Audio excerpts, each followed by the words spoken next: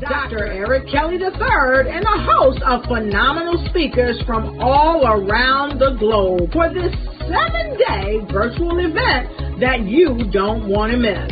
The mission of the Black Business Expo is to raise scholarship money from kids all the way from high school all the way from college. The Black Business Olympics is one of the largest Black business showcases in the world. It is an opportunity for businesses and companies to showcase their businesses globally. We are going to be giving away laptops up to $5,000 away to students.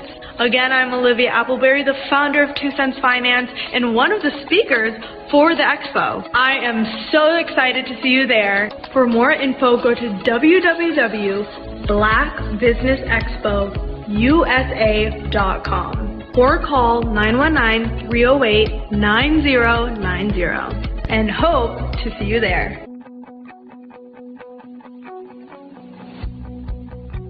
I am Black Business. From the moment I wake until the time I sleep. Yes, I am Black Business. I am Black Business. Tell me, are you Black Business? I am Black Business. Do you support Black businesses? Listen, I support Black business because I am Black Business. Black Business Expo, one of the largest business showcases in the history of Black business in the world. The world! Sign up today at www.blackbusinessexpousa.com or call 919-308-9090. I am Black Business. I am Black Business. From the moment I wake until the time I sleep, I am Black Business. I am Black Business. Are you Black Business?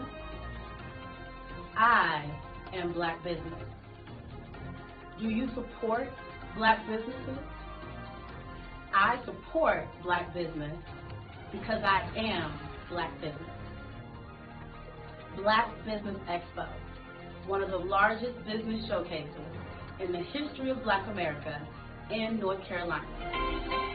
Join Dr. Eric Kelly III and a host of phenomenal speakers from all around the globe for this 7-day virtual event that you don't want to miss. The mission of the Black Business Expo is to raise scholarship money from kids all the way from high school all the way from college. The Black Business Olympics is one of the largest Black business showcases in the world. It is an opportunity for businesses and companies to showcase their businesses globally. We are going to be giving away laptops up to $5,000 away to students. Again, I'm Olivia Appleberry, the founder of 2 Cents Finance and one of the speakers for the expo. I am so excited to see you there. For more info, go to www.blackbusinessexpousa.com or call 919-308-9090 and hope to see you there. I am Black Business. From the moment I wake until the time I sleep. Yes, I am Black Business. I am Black Business. Tell me, are you Black Business? Black Business Expo, one of the largest business showcases in the history of Black business in the world.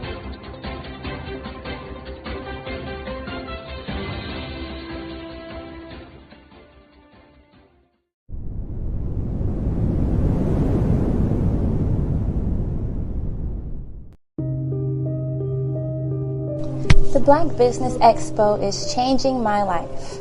This year, they are giving away laptops and even $5,000 in cash to students just like me. I'm Alexis, and I want to go to college to fulfill my dream of becoming an entrepreneur. Help the Black Business Expo going to www.blackbusinessexpousa.com and also becoming a vendor, a sponsor, or donating.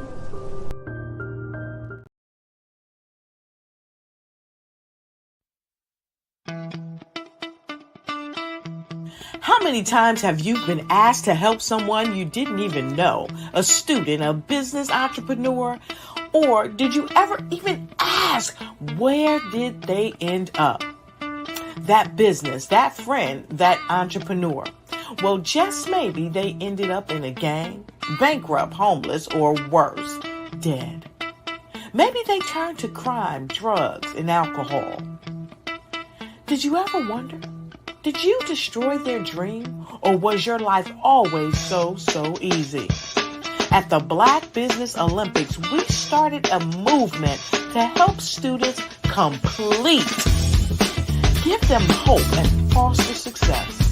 Help them to leave their dreams of providing laptops, computers, and up to $5,000 in scholarship funds.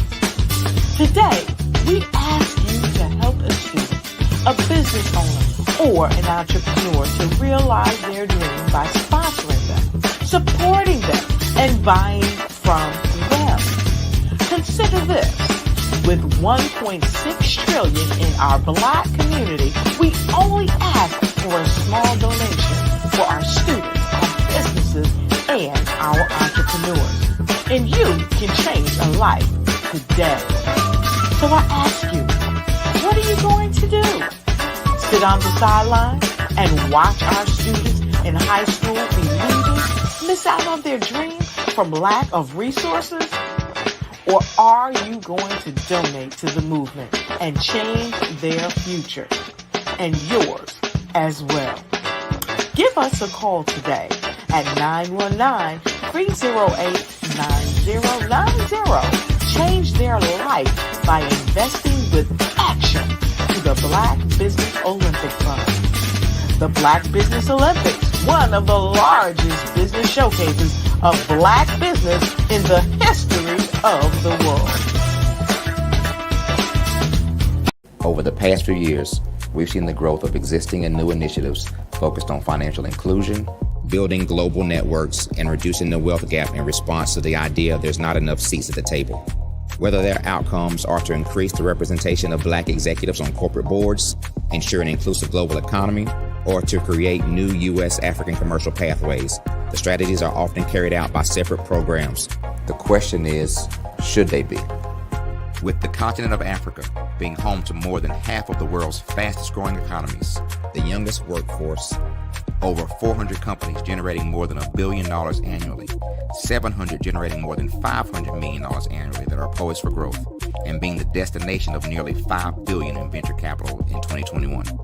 Diversifying U.S. and Africa commercial engagement by building bridges between African businesses and their U.S. diaspora should begin being seen as mutually beneficial.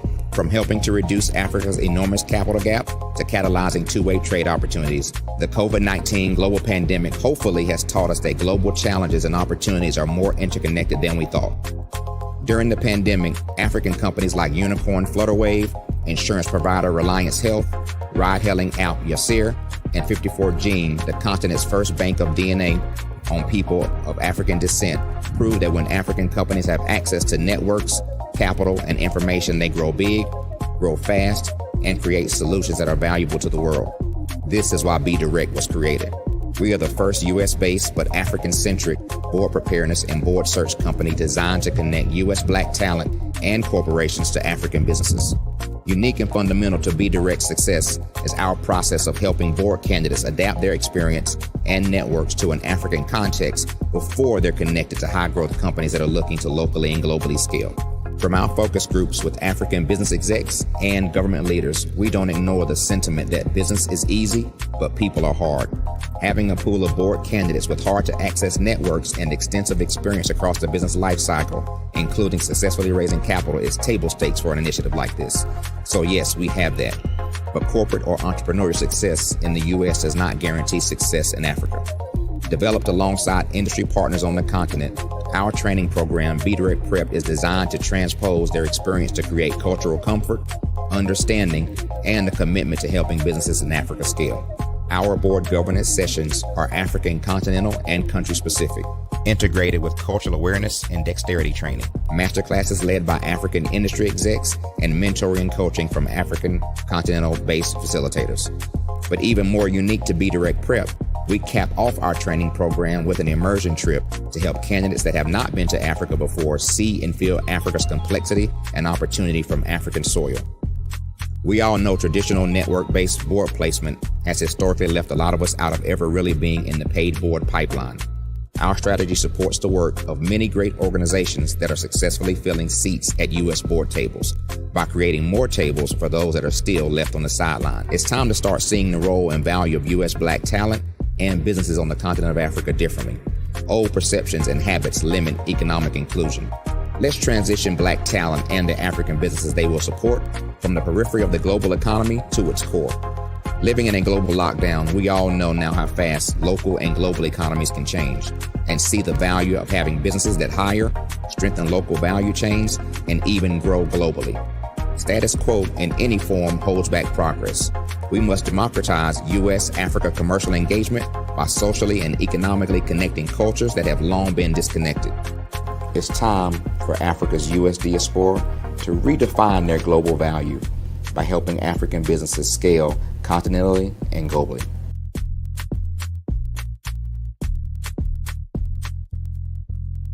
I'm Ramon Ray, founder of Smart Hustle Magazine and smallbiztechnology.com.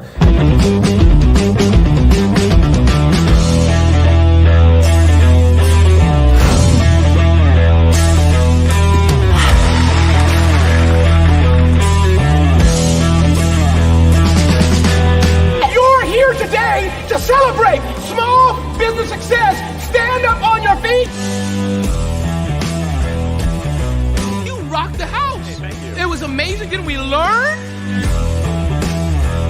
For me, success comes from failure.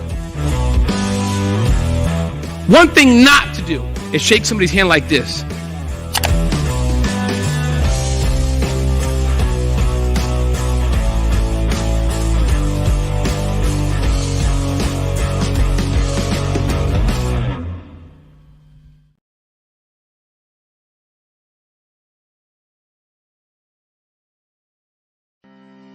Are you aware that showing off your expertise can gain customers and position you as an expert in your industry?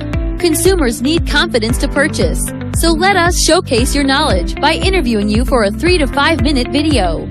We'll position you as an industry expert with a customized interview-style video, and for a limited time, we'll cover all production costs. Click this ad or call now for all the information. You'll want to experience the same 5-star service our customers love. So take advantage of this one-time offer. Click this ad or contact us now.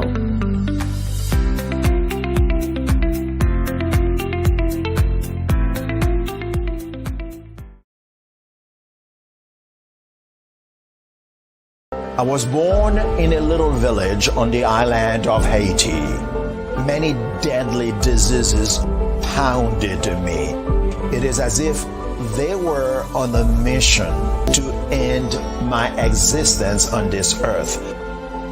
I refused to give up. In 1983, I left Haiti and came to the United States of America. And I came with $5, 2 shirts. I didn't speak any English. I came to Atlanta. I got a job. I was a doorman. I was a doorman with a dream. What I used to come on stage. I'd rehearse this moment that I'm standing in front of you. That's the power of a dream. Maybe today is the day you begin acting as if you already have it. And then step out with full force. Take a risk.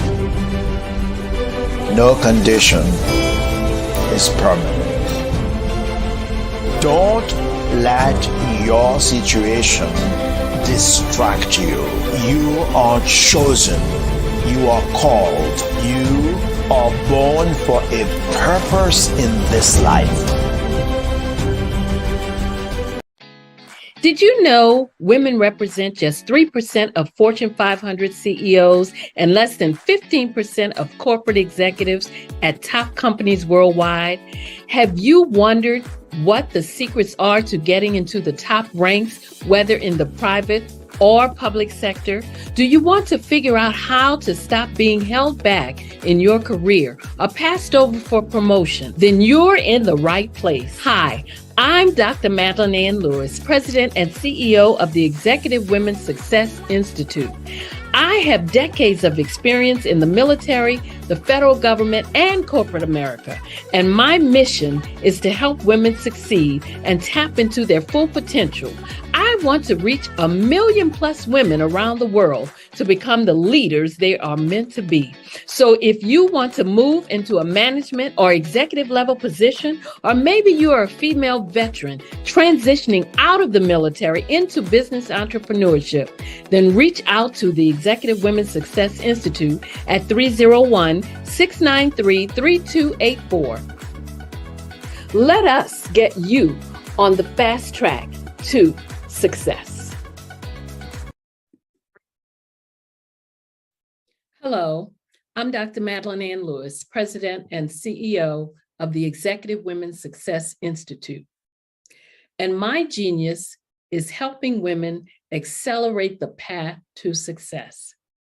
You know, I was blessed to have strong women in my life who encouraged, motivated, and pushed me to do my best and to never even think about giving up on my dreams.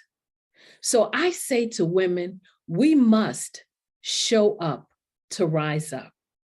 We have talents and potential, but who will see them if we don't speak up and get noticed?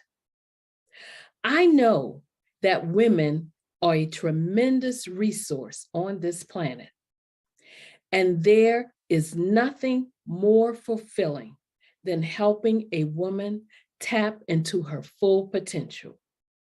I do this because I want to be a part of helping as many women as I can to show up, to rise up. I do this because genius is common.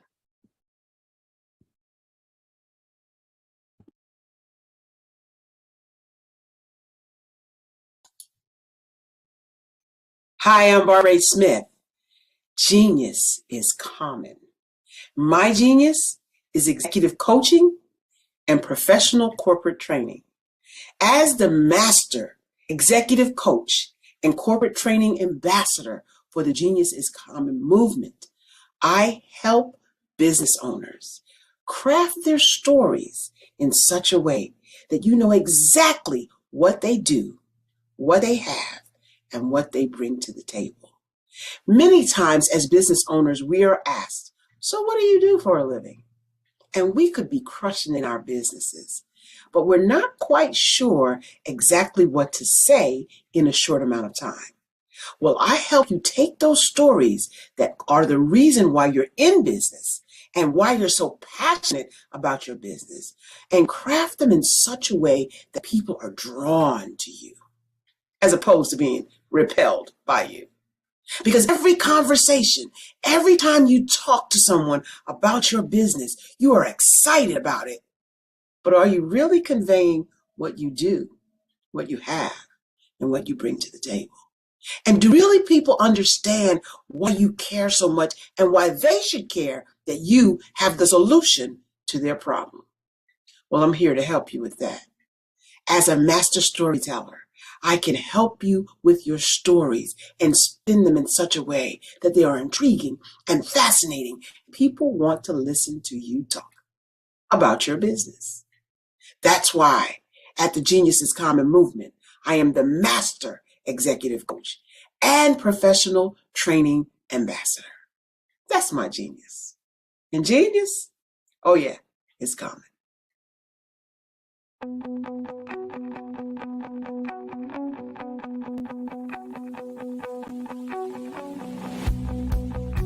I am Black Business.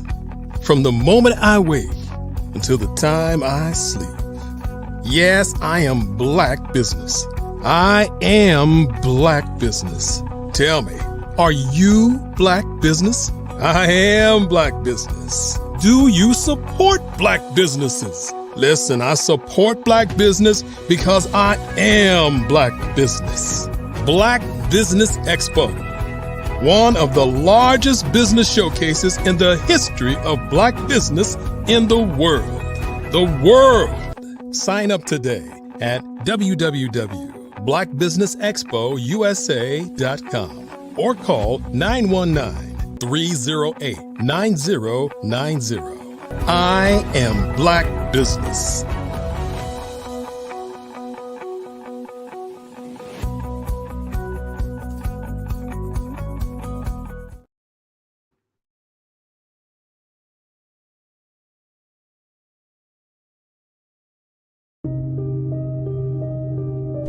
The Black Business Expo is changing my life.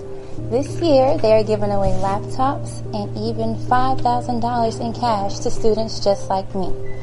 I'm Alexis, and I want to go to college to fulfill my dream of becoming an entrepreneur. Help the Black Business Expo going to www.blackbusinessexpousa.com and also becoming a vendor, a sponsor, or donating.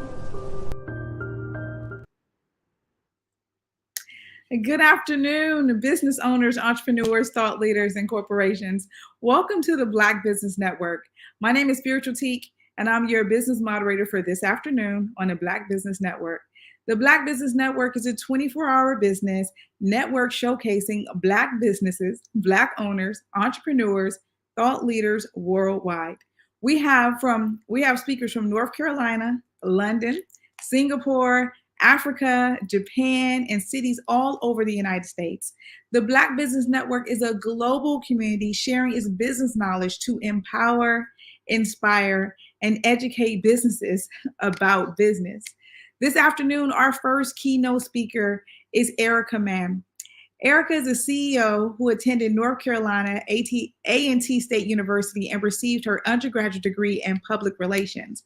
While working for corporate Fortune 500 companies, she's continued to further her education, receiving certifications in lean methodology and Lean Six Sigma Green Belt from North Carolina State University. She then obtained her MBA from Strayer University while working full-time as a single mother. Erica Mann birthed Prestigious Image LLC from a college project into a successful business with a six-figure revenue with 2 years of opening. Though she faced adversaries, Erica found success within her vision. I present to you Erica Mann. Hello, Spiritual Teak and everyone. Thank you so much for having me. It is so good to have you here today, Erica. Good to have you. Genius is coming, and I'll see you on the other side. Thank you so much. Well, everyone, I appreciate the beautiful introduction. So again, I am Erica Mann. It's spelled like Erica, but it's pronounced Erica. But I will answer to Erica. I answer at both, actually. And so again, I'm the business owner. I'm the CEO of Prestigious Image LLC. We are a business consulting firm. We help companies and people improve processes. We help them create processes, and we help new business owners get their startups in place and provide them with the business documentation that they need. For existing businesses, we also, provide consulting services. We are also a public notary here in the state of North Carolina, and we focus on helping existing businesses reach their goals, document their goals, and really get to a place where they have the documentation that they need to be successful as a business. When working in corporate, one thing that I learned is that very many companies, big and small, Fortune 500, Fortune 100, even those just making $3,000 a year, they tend not to have the time to actually document. So today, I am here to talk to everyone about documentation and why that's so important. One thing that I believe, even in my personal life, we all know how important it is to tell your story. And so in telling your story from a business perspective, documenting the historical portions of your business, how you got started, processes that you had in place, how you improve those processes over time, help to tell a story of how a business was birthed. And that's important because when you have new employees that are onboarded, you want to make sure they understand the culture of your company, and portions of that story that you document tells the new hires, it tells your clients even what it is that you do, why it is that you do it, and it helps to support your visions, missions, and goals that you set for your business, right? So in my experience, I learned that a lot of people just don't find it important. And so a lot of times, even when I go into the spaces of Fortune 500 companies, I constantly have to, redirect them into the direction of, hey, I understand it feels like busy work, right? Because documentation for a lot of people is administrative work. And so what happens is they really don't understand that it's more than just admin. It's more than just busy work. It is ensuring the longevity, and it's also ensuring the success of your business, of your team, whatever it is that you're working on. So these concepts can be applied to your personal life. For example, if you document what you spend throughout the year, doing your taxes at the end of the year is easier because you can then tell the story of how you spent your money and how you made your money. So that is one thing I also focus on, is from a personal development perspective, showing people that these business concepts and methodologies can be applied to your personal life. So if you're going to go get certified in it, use it also to improve your life. And so that's what I did in order to start my business, which is how I went from 1 year, $2,000. And by the end of that first year into the second year, I was making 6 figures. And I'll share a little bit about how I did that. And then I'll go into business process management and the demanding phases and things like that. And we'll dig a little deeper. So the way that I did it was I worked smarter, not harder. I knew that what I was doing in corporate was well sought after because they would tell me so. I knew that it was something that I would have a lot of longevity in because I could go into different industries within business. So there's not an industry in business that I cannot touch. And so that makes me viable in what I do.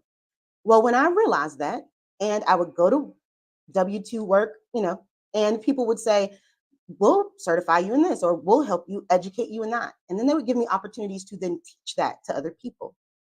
I saw that as an advantage.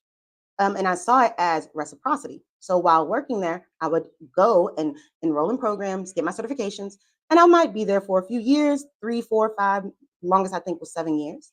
And then what I did was I then took that while working and launched it into a business.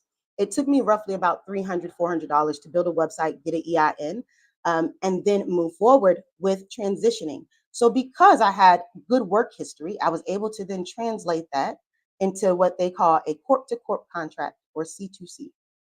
And I think some people even refer to it as B2B, but that's a tad bit different. But corp-to-corp contracts, there are websites dedicated to these contracts. So as long as you have an EIN, a website, and a reasonable resume that fits the descriptions, or you can find people who have these skills, and you can actually become a resource and help them find placement in exchange for fees from the actual company that's looking for someone to fulfill that C2C contract. By doing that, I knew the salary that I was already making. In the meantime, I went and got my MBA, working smarter, not harder. At the point of getting my MBA, I realized that the MBA program was covering business process management, process mapping, as well as Lean and Lean Six Sigma. So I went and got certified at the same time. So that way, not only was I learning about it from a professor and engaging in it in class, I was also at another university taking the same classes for specifically getting certified in Lean Six Sigma. So I graduated within a month's time with both my MBA and my Lean Six Sigma approach and being certified in that. So saying that, I maximized the time I had. That all occurred within, I believe, 13 months. After that 13 months, I got my first C2C contract. They paid my company directly, and then I paid myself. In the meantime, I educated myself on business taxes, what business structures I wanted to pursue as far as like the financial portion of it, and how I wanted my relationships to look like with my clients. That allowed me to do what I call speed to market. I was able to get a business up and running and then get that business to 6-figure status. This can be done with any business you enter if you have a background in it and you have enough experience and the given credentials. A lot of people don't think about that. They think about a business and they think about let's start very small. You can start as big as you want. All you have to do is sit down and write out the plan, right? And document what it is that you want and how to get there and do the research. So that takes me into lean methodology, which I mentioned earlier. I'm Lean Six Sigma certified at NC State. I took the program there. It's a wonderful program. And most universities and community colleges have them. You can go get Yellow Belt certified, which will allow you to be a lean practitioner. Not Six Sigma portion. That's a little bit of a deeper dive. The Six Sigma portion is more about data analytics, gap analysis, and understanding where your gaps are and how to read the data in order to improve your process. And then using that data to control the process afterward. Let's talk about the DMAIC phases. So when we talk about the DMAIC phases, we're talking about DMAIC. The D in DMAIC, which is a part of lean methodology, LEAN methodology, is define. So the first step is to define your problem, not the solution, because we like to do that, right? We like to jump to the solution. So when you're greenhousing ideas, you don't jump to the solution. You explore the problem so that you understand your root cause, because you don't want to approach the symptom. That's more like putting a Band-Aid or duct tape on it. What you do want to do is you want to ensure that you understand where the core issue or where the problem actually stems from originally, because then you can pull it up at the root and remove the issue. So in the define phase, you're going to have conversations with people. You are going to really define and put it into what they call a project charter, which the project charter tells you who the project members are, gives you a high level outline of how fast you think you can complete it or when you want to. And again, none of this is set in stone at that point, but you're defining your problem. You're going to do a problem statement, and you're going to talk about what the problem is and what the pain points are. And then you're going to talk about in that project charter in the define phase, you're going to talk about what the problem kind of entails, anything around it that it impacts, and anything that you know about risk or blockages when it comes to that problem. So what the project charter and the define phase does, it helps you to better understand and become an expert in what the issue is, so that as you move through the rest of the DMAIC phases, you are able to effectively approach the issue and give yourself the best chance at ensuring that you have a viable solution. With that being said, the next phase in DMAIC is M, and that is for measure. So in the measuring phase, you are going to do your Pareto charts, which is a chart that helps you analyze the issues and causes that you found. And it helps you determine how frequently those things occur. So as you do the Pareto chart and you go through the measure phase, you are also process mapping. A process map is a pictorial view of a process. It could be a process where, someone comes into a restaurant, they walk to the counter, just to give an example. They approach the person at the register. The person at the register enters and it goes through that step. When I say pictorial, what I mean is that a process map is a collection of universal symbols that are used across the industry. So let's talk about the industry. That's any industry. So a process map is actually a guide to ensure that there is a universal language. So I could definitely create a process map for my company, take it to another company, and they should be able to read it. What that means is that this is something that you can get certified in. And it doesn't, to be honest, it's very inexpensive. So one thing I do is I research how to get a return on your investment with, credentials. So some of the things that you can certify yourself in for $50, for example, customer experience, about $50. But what customer experience is, customer service. If you've ever worked at McDonald's or any other place, you can definitely say that you have that. If you have a small business, or even if you had a lemonade stand as a child, you can say, I understand customer service. You simply go take a test, pay $50, and now you've added about $25,000 to $50,000 worth of revenue to your net worth as an individual in the workforce. Now, that also helps you as a business owner, which is where we would like for people to move to. So in the measure phase, and you would process map these types of things out with signs and symbols. that represent the who, what, when, and where. And then you would put notations in about the how. So it looks like a diagram, if you will, of information that takes you through the flow of a process. And what this measure phase and what the process maps and the Pareto charts and understanding your issues and understanding your root causes does, it helps you to formulate a pretty nice package of documentation for the analyze phase. In the analyze phase, you are going to then look, and that's the A in DMAIC. You're going to then look for areas, gaps. You're going to analyze the information that you gathered during the measure phase. So during the measure phase, you gather a lot of data. And during the analyze phase, you look at that data and you say, is the data necessarily pointing to where we thought the problem originated? And that analyze phase allows you to gear up to understand what it is that you actually need to improve a process. So when you are analyzing, you want to make sure you do root cause analysis, failure mode and effective analysis, which they call FMEA, or identifying possible products, services, process failures. There are lots of things that you look at during that point. And you just take your time through that. And so these things kind of occur in each phase, probably about 30 days or longer. It can be shorter depending on the size of the work or the issue that you're dealing with. The next part that you're going to approach in the DMAIC phase is improve. In the improve portion, you're talking about process performance. So you're going to address and eliminate the root causes that you found. So there may be more than one. But the ones that you find in the analyze phase and in the measure and define phases, you gather those all up and you create solutions to improve. Once you do that, in the improve phase, you are talking about designing experiments or DOE to solve for those problems. If there are complex processes or issues that you find. During the improve phase, I like to do what's called a Kaizen event.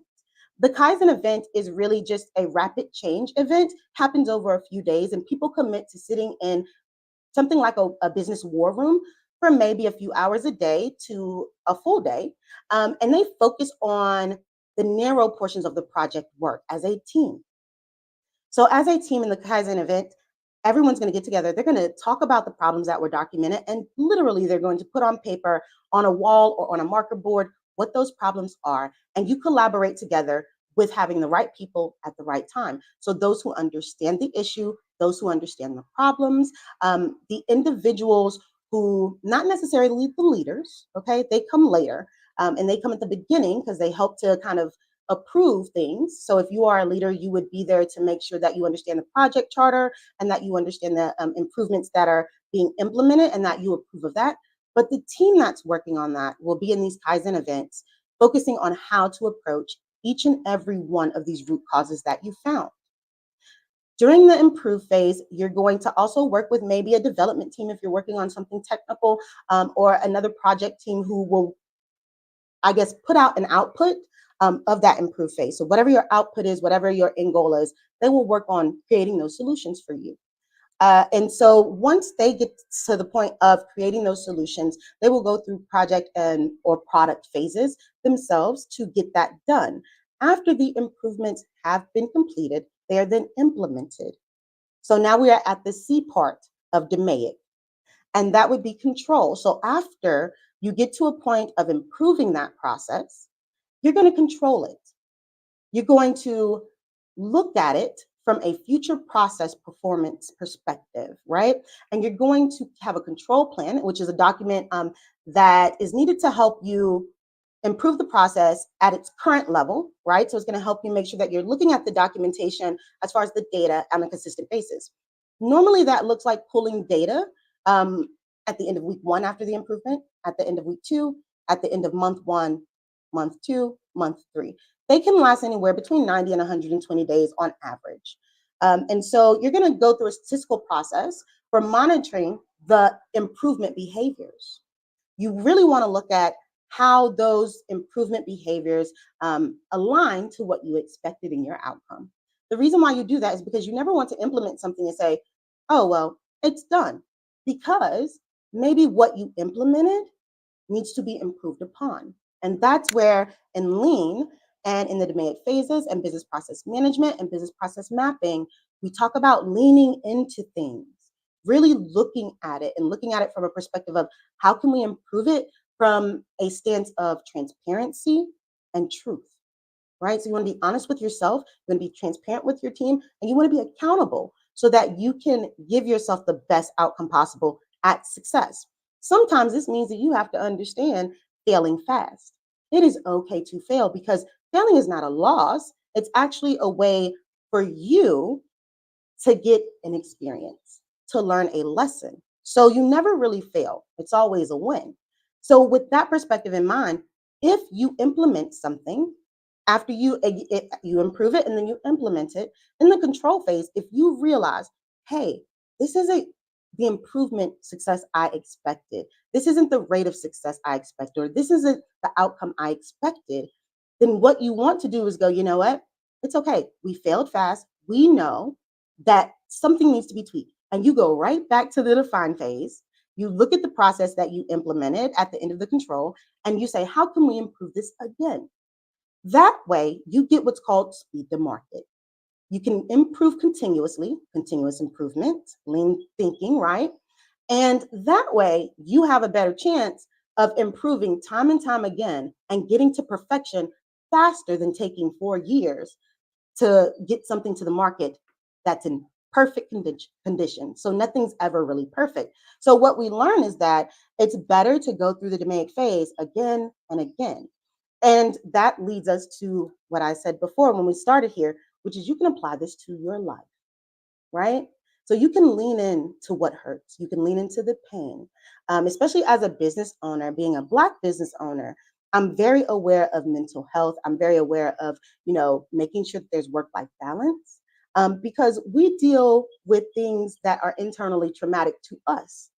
So in doing that, leaning in to my experiences and thinking from a perspective of lean helps me to look at it from a place of, you know what, I can improve this. And that empowers me to do better, be more, right? So in the control phase, you have your control plan, you have your statistical process control, and you have the 5 S's because you want to, make a workplace that's suitable for control. That's normally in like a pipeline situation where you might be in some type of a warehouse where they have a belt line and they're going through the process of creating a product. The 5 S's are a visual chart that help you understand kind of where your controls are. It helps you to understand where your checks and balances are as well. You can also do mistake proofing at that time. So in the control phase, like I said, that you may also hear it being called a warranty phase.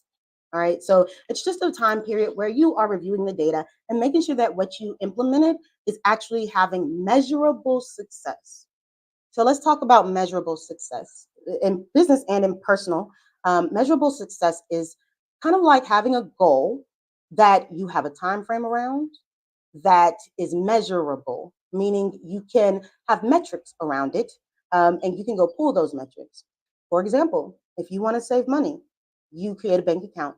You look at how you can save money, how you can actually make your money grow for you while you're saving it. So you may have a bank account that allows you to have some fees attached to it for just letting it sit there, like a CD account or something, or a market account. So you would take that, and as you let that money grow, you would eventually at the end of month 1, 2, 3, maybe month 6, you would go to the bank or go online and you would pull the data for that account and take a look at it yourself, right? So that is where we are talking about understanding that after control phase, you have to look at those things and lean into your life, right? And you can control that. Just like the example I gave with having a bank account, you pull the data yourself, you look at it, or you have a professional look at it, and you sit down with that professional and you say, where am I on my process? Where am I on my journey? And you assess that through actionable data that you can see, facts, not just what you think, and not just based on the amount in the bank account. You want to look at how much money is coming in, because the reality is, although you're saving the money, you also want it to grow. Is there another type of account that you should be switching over to continue to grow that money? Is there a different amount of money that you should be putting in based on the requirements of that account so that you can maximize the benefits and return on your investment? So those are the things that we think about even in business as well as our personal lives when it comes to leaning in. And that's kind of like the thought process of how you do that. Part of my business also teaches this information to children, which is actually quite easy because what you do is you give them something like making a pizza. And that is a process that you map out. And then you say, well, how can I make the pizza faster? That's process improvement. So you do a flow chart with the kids, and then you go through the process of let's make a pizza. How long did it take us to make the pizza? And you actually, instead of looking at instructions which tell you it takes 15 minutes to cook, you do it yourself. So when you're looking at processes from the MAIC phase, you want to make sure that in business, you're not looking at the documentation that tells you how long it should take. For example, in a call center, you may be looking at the process of how long it takes someone to complete a call. Well, based on what the company has, documented, it may look like it should take no more than 3 minutes. But if you observe the actual person who's doing the job and observe what they're doing, and then see if they're doing exactly the process that the company has on paper, I guarantee you 90% of the time, you will find that we are not doing the process that's on paper. So the process on paper is obsolete, which is why documentation is important, because you wouldn't know that unless you documented it, right? From the perspective of the person on the phone, as well as the company requirements document that tells you how long it should take. So you want to be mindful about those things as you move through these processes to observe people. And that's a part of your define and measure phases, is observing people in those settings if people are involved. And that's where we talk about people, processes, and technology. It's not enough just to look and assess your business from a people perspective. Like, how many people do you have on board? What are their skill sets? How long does it take them to do work? Or what is it that they need that you have to provide as a leader? But you also want to look at the processes that you give them, because sometimes the people aren't what's broken. You don't need new employees. You need new processes that make things faster, easier for them to do their job, so that it takes them less time and gives them more work-life balance. Also, technology. Sometimes it's not the people or the processes. Maybe you have great people. Maybe your processes have been, maximized, and those processes run smoothly, and they give you the output you're looking for, and you reach your goals. But the technology is where it's broken, because maybe you just decided as a business owner, I don't want to pay for new technology. I'm fine with the old one. Well, we know that technology is forever evolving, and you want to keep up with that. You want to keep up with the newest and latest and greatest in processes, the newest, latest, and greatest in skills, which are your people, as well as the newest and the latest and greatest in your technology. When I say the newest, latest, and greatest, what I'm talking about is, for people, help your employees improve their skills. Find ways to help them get the training that they need, because when people are better educated in what they do, they have more confidence, they do a better job. And as a business, when you provide them with that, you're giving them an incentive and a benefit, and you're also saying, hey, I value you. As a Black business owner, one thing that I do want to make sure is that I'm providing work-life balance for my employees, fair pay, and opportunities to grow. So as a business owner, I decided, working in corporate, I saw how everyone said you should be dedicated to a job until you retire. My motto is, I don't want you to work here forever. I want you to grow. So I'm here as a business owner who birthed their own vision into a reality, a successful one, to help you do the same. So I feel like it's important, and I think many people agree, that the things that we do every day while working for others, we also do for ourselves. So while I was taking these courses and learning these things, I began to apply them to my personal life and into my roadmap of what I wanted my company and my business to be. And I encourage all of you to do the same, because I promise you it will change your life. You will find that you can be happier, you can be more productive, you feel more confident, you're more assured in what you're doing every day. You don't have to remember everything, because you have a process that is documented. How many times do we have lots and lots of passwords that we do not write down? And we rely on technology, and one day you accidentally leave the phone on top of the car and you pull out of the parking lot and the phone is broken. Maybe you didn't back that up to a cloud. So now you're at square one and you've lost all that data. So sometimes we have to understand that the process of people, process, and technology is understanding that you need a plan B. And plan B is always to write it down, document it so that you have it, so that you can refer back to it, so that you can improve upon what is currently in place. Now, I mentioned a certification earlier about CX, or customer experience. That was about roughly between $25 and $50. there are other certifications that I have taught as well as shared with others. And as I help people develop business plans and personal plans, right? Personal development and business development plans. I also include these things so that they can continue to further their education. Not everything is about a 4-year degree, right? But everything is about educating yourself, because you are not living if you are not changing, which means if you are not learning, how can you change? Change is the process of learning. That's why we have a change management process, because the way that people receive change will dictate whether or not they can absorb the change and learn from it.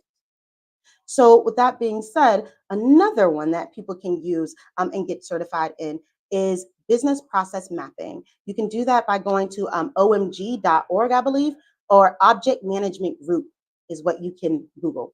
The Object Management Group, they actually house the blueprint, if you will, for all of the shapes that you use to create a process map using the universal language that can be transcended across industries. So again, you will go to companies or you will find people who process map and they don't, like, maybe you are a process map literate and you just can't read it because they're not using the industry standard. So be sure as you move throughout life that you understand the difference between what your personal standard, your personal business culture is, and what the actual industry standards are, because that's going to help you in the long run as you create relationships with other businesses and take on more clients, so that you can have processes documented that allow you to effectively communicate what it is you do, what it is you need, what it is you want, and what it is your goal, vision, and missions are to other companies and clients. So that's why that's important. And again, the certifications don't cost a lot. I believe Object Management Group might be under $250 to get a process mapping certification, and you can use that to teach. So let's talk about that a little bit. When you talk about getting these certifications, understand that that is lean thinking within itself, because what I did was I took those certifications and turned them into business offerings for my company, which helped to create additional revenue opportunities for me.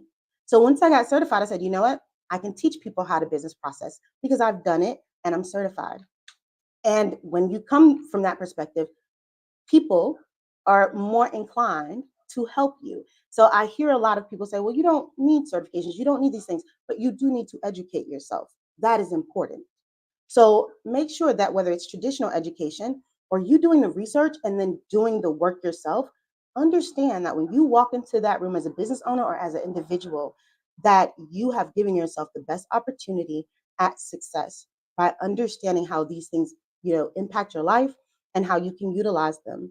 And so that way, you're actually putting not only knowledge or research on paper, you're putting it into action.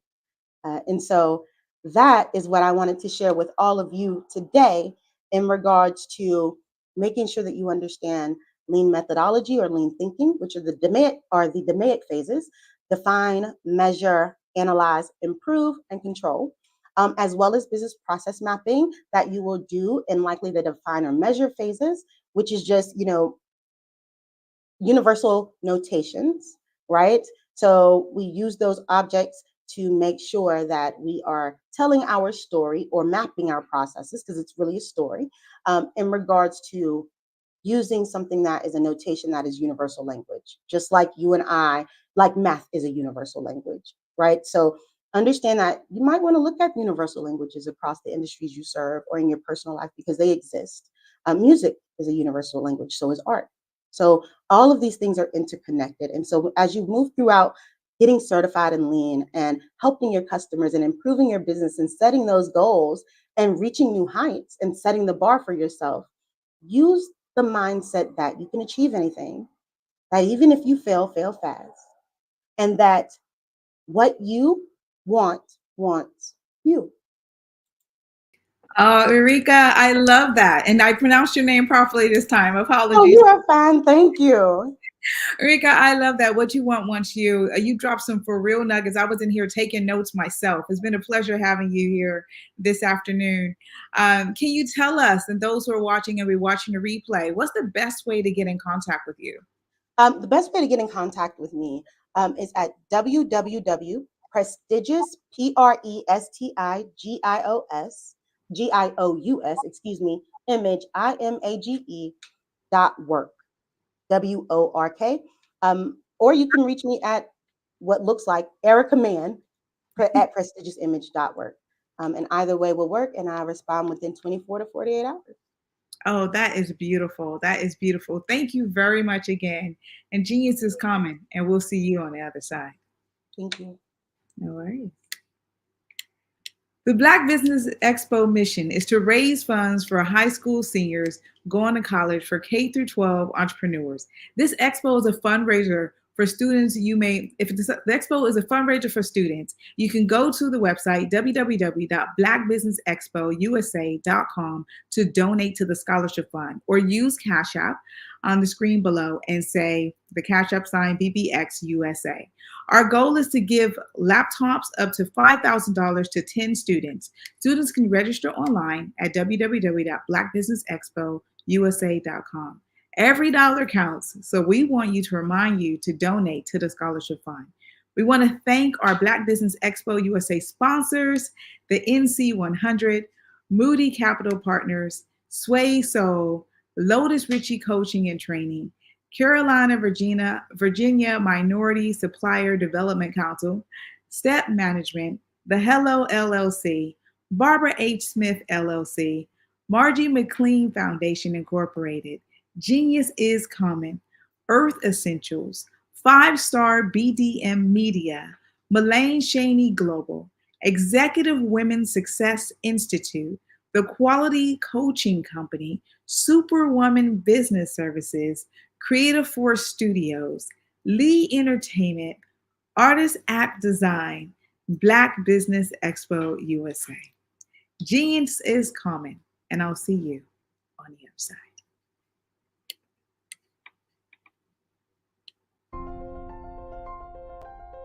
What if you could build your own city? A place where every child can find nurturing people to help them achieve their full potential.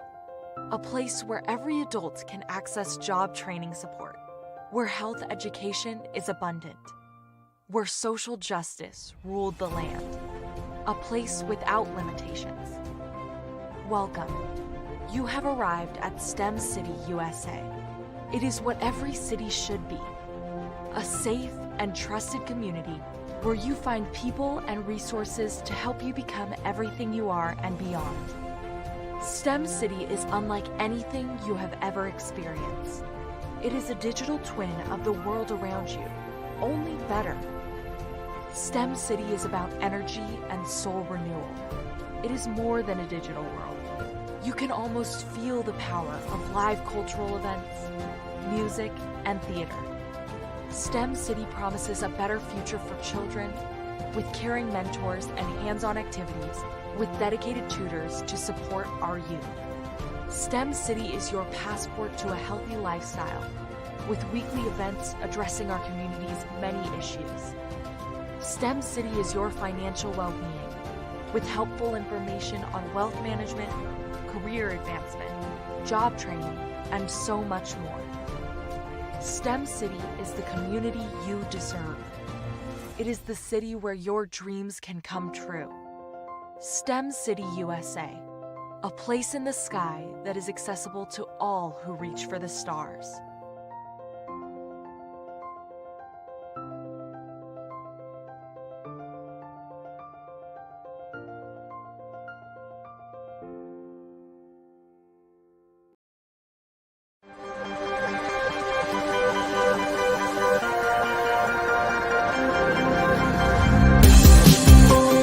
Black Business Expo's mission is to raise funds for high school seniors going to college or K through 12 entrepreneurs. This expo is a fundraiser for students. Please, you may go to www.blackbusinessexpousa.com to donate to the scholarship fund or use the Cash App at $BBXUSA. Our goal is to give laptops and up to $5,000 to 10 students. Students can register online at www.blackbusinessexpousa.com. Every dollar counts. Please donate to the Black Business Expo USA Scholarship Fund.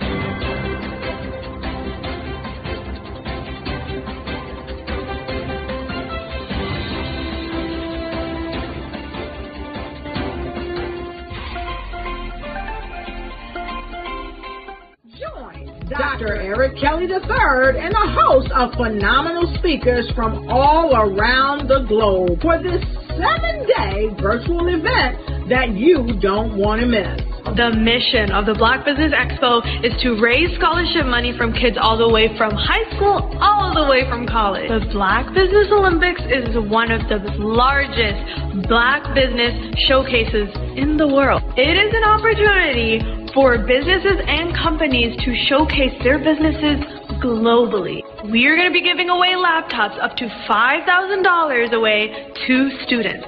Again, I'm Olivia Appleberry, the founder of 2 Cents Finance and one of the speakers for the expo. I am so excited to see you there. For more info, go to www.blackbusinessexpousa.com or call 919-308-9090 and hope to see you there. I am Black Business. From the moment I wake until the time I sleep. Yes, I am Black Business. I am Black Business. Tell me, are you Black Business? I am Black Business. Do you support Black businesses? Listen, I support Black business because I am Black Business. Black Business Expo, one of the largest business showcases in the history of Black business in the world. The world! Sign up today at www.blackbusinessexpousa.com or call 919-308-9090. I am Black Business. I am Black Business. From the moment I wake until the time I sleep, I am Black Business. I am Black Business. Are you Black Business? I am Black Business. Do you support Black businesses? I support Black business because I am Black Business. Black Business Expo, one of the largest business showcases in the history of Black America in North Carolina. Join Dr. Eric Kelly III and a host of phenomenal speakers from all around the globe for this 7-day virtual event that you don't want to miss. The mission of the Black Business Expo is to raise scholarship money from kids all the way from high school, all the way from college. The Black Business Olympics is one of the largest Black business showcases in the world. It is an opportunity for businesses and companies to showcase their businesses globally. We are going to be giving away laptops up to $5,000 away to students.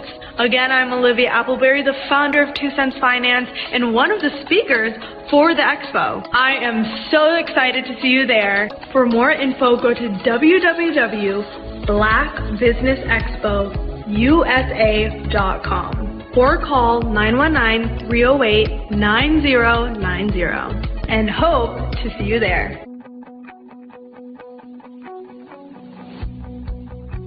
I am Black Business. From the moment I wake until the time I sleep. Yes, I am Black Business.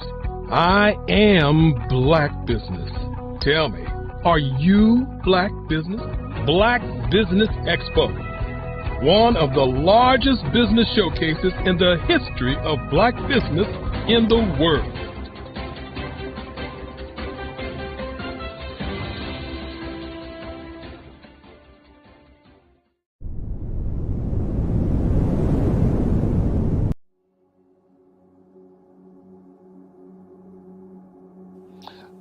I was born and raised in southeastern West Virginia, the coal fields. My father was an AME minister.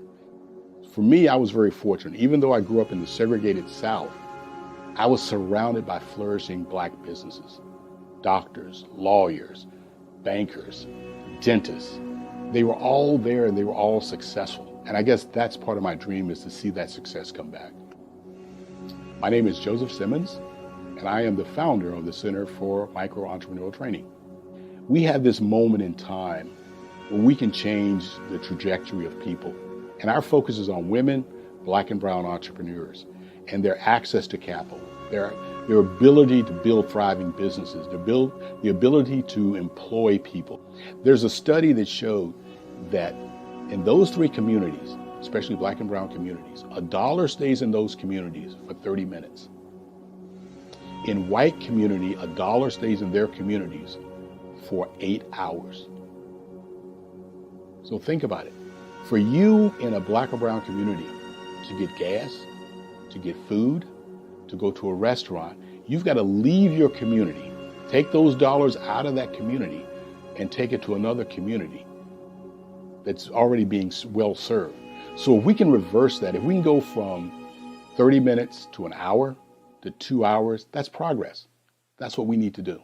I was with SCORE, and then in May of 2020, of course, the events happened in regards to the murder of George Floyd. The other thing that I was experiencing was the denials of federal funds for small businesses.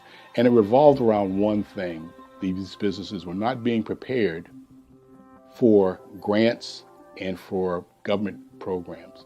And I came up with the idea for the Center for Micro Entrepreneurial based off those two things. Morgan Stanley had a report out in 2020, first quarter, and it talked about there were 3 groups that were massively devastated by COVID-19 on their business. That was 1, women, number 2, Black, and number 3, brown entrepreneurs. The research showed that they had less cash on hand, they had less opportunity to go into a bank and get money, and they were very dependent on family and friends to keep their business up and running. If we can focus on those 3 groups, then we can have a dramatic impact on our communities. Really, the focus is on 3 areas. And those 3 areas are 1, the people, number 2, the courses, and number 3, a support network. Here at CMAT, we will provide you with the fundamentals for generational success. And you will be creating a vibrant community by attending our 5-day immersive training course.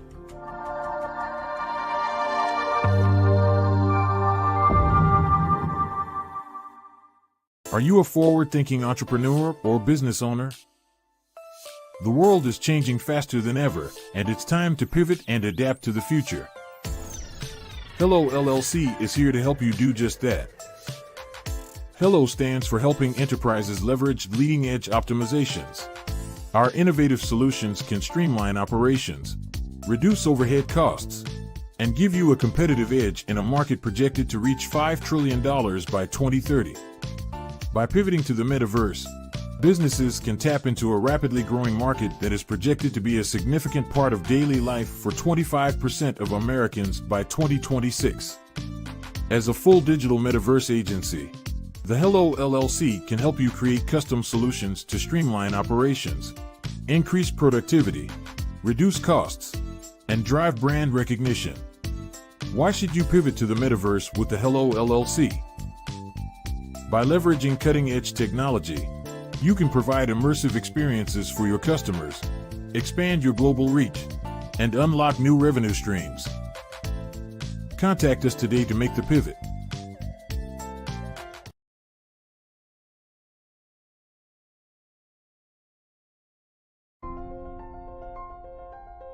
What if you could build your own city? A place where every child can find nurturing people to help them achieve their full potential. A place where every adult can access job training support, where health education is abundant, where social justice ruled the land. A place without limitations. Welcome. You have arrived at STEM City USA. It is what every city should be. A safe and trusted community where you find people and resources to help you become everything you are and beyond. STEM City is unlike anything you have ever experienced. It is a digital twin of the world around you, only better. STEM City is about energy and soul renewal. It is more than a digital world. You can almost feel the power of live cultural events, music, and theater. STEM City promises a better future for children, with caring mentors and hands-on activities with dedicated tutors to support our youth. STEM City is your passport to a healthy lifestyle, with weekly events addressing our community's many issues. STEM City is your financial well-being, with helpful information on wealth management, career advancement, job training, and so much more. STEM City is the community you deserve. It is the city where your dreams can come true. STEM City USA, a place in the sky that is accessible to all who reach for the stars.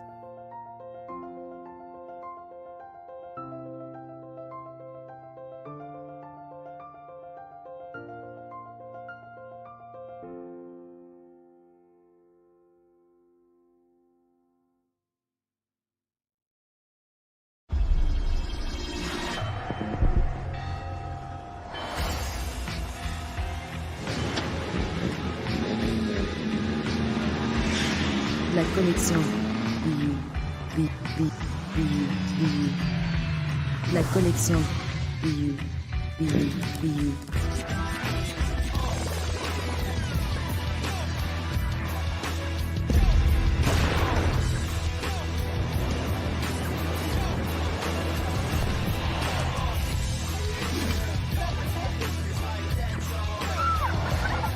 In a world obsessed with the cult of celebrity, I challenge you not to aspire to anyone else's greatness, but instead strive to reveal and ignite the greatness within you. Are you serious? I totally think that's it. Hey. No! Hey! To me, sexy is a man that knows who he is and what he wants. Okay. He's comfortable. You look at him, you see him, he's just comfortable being himself. And you're like, Baby, be you. Be you, baby. Just be you. I like it. Introducing the Be You collection, exclusively available at K&G Fashion Superstore. Absolutely. So our coaching program help people that have the lack of time, that lack strategies, and lack the confidence to go after their dream life. So we help them implement tools. We help them implement, I love to leave the inherited lack of finances or the education behind finances. But it wasn't until I lost my firstborn, my only son, that life changed for me. And where I was going after it all, living the corporate life, hit my 6-figure income, and living in my dream house with my dream man, driving my dream car. Wow. I nearly lost it all when I lost my son. And so I realized it only takes one financial catastrophe that can change your entire life. That's what made me start All New Beginnings. Because no matter what's going on in life, there's a new beginning. And because of that, we develop a program called Wise Minded. My little slogan is, don't just dream it, let's live it. If they want to connect with you or work with you, what is the best ways for them to be able to do that? Well, for my social media guru, you can connect with me on every single social media platform as Tanya T. Rose.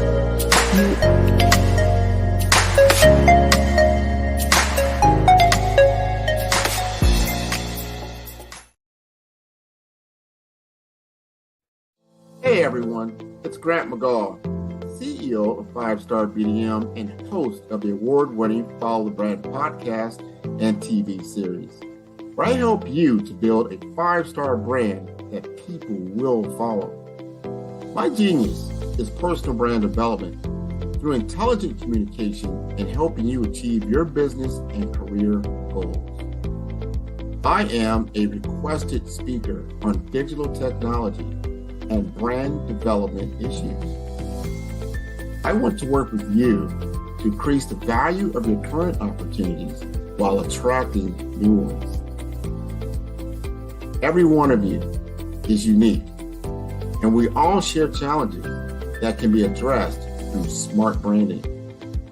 As a super connector, I work with you as an executive coach to guide you along the complicated business and career development road, providing the enhancement tools and information you need to succeed. Together, I will help you succeed in today's challenging business climate. I will evaluate and measure your progress. Best of all, I am right alongside you every step of the way. Build the brand called you. Genius is coming.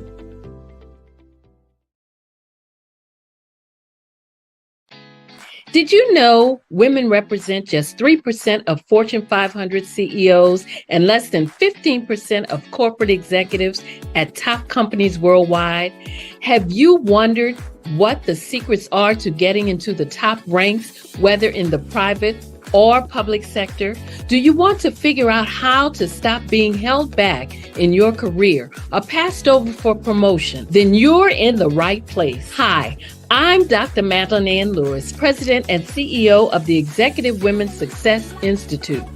I have decades of experience in the military, the federal government, and corporate America, and my mission is to help women succeed and tap into their full potential.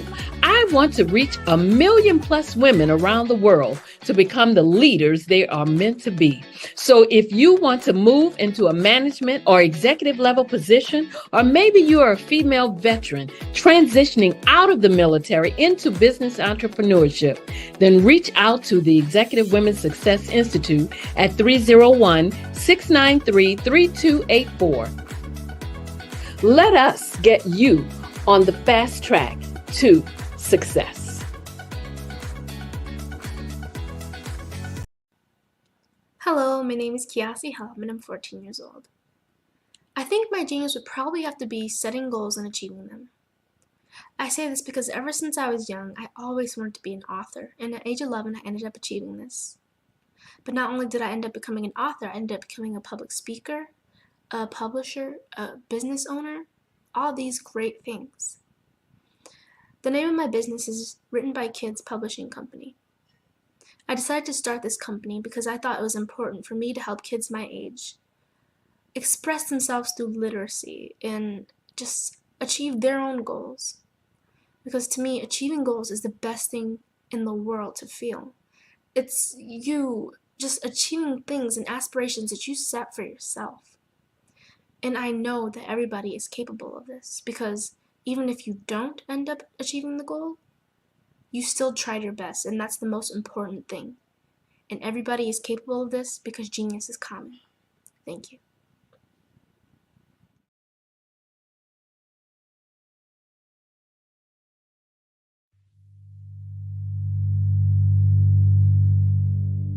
So what we have to do is when we get in a spot, we need to create some spots for us. That's the main thing. We need to be able to be in a position where we're able to create those spots for us. For me, being an entrepreneur, I'm not just going to get a business and then leave you sitting high and dry. If you ask me some questions about entrepreneurship, I'm going to give you as much as I've received. I've seen people who made it, and then when you ask them, it's like, okay, now you have to pay me for the information, the same information I got for free. We probably in totally different cities. There's no way that we're going to bump heads or anything. We're not competing. Bring me up with you. And so I just think that whatever education that I have, then I need to be able to give that to my own as well. So create the spots. You can create the spots when you get there.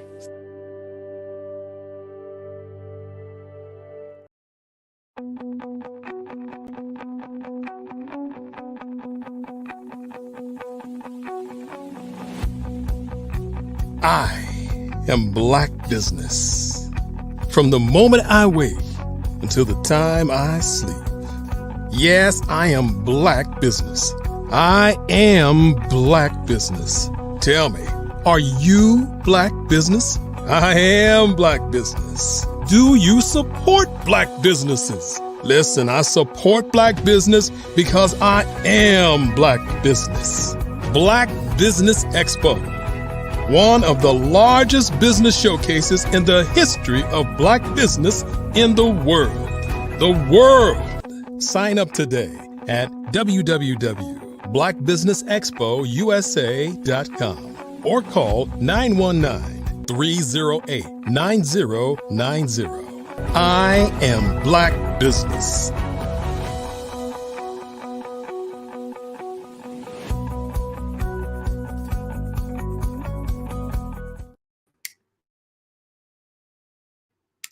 Good afternoon, business owners, entrepreneurs, thought leaders, and corporations.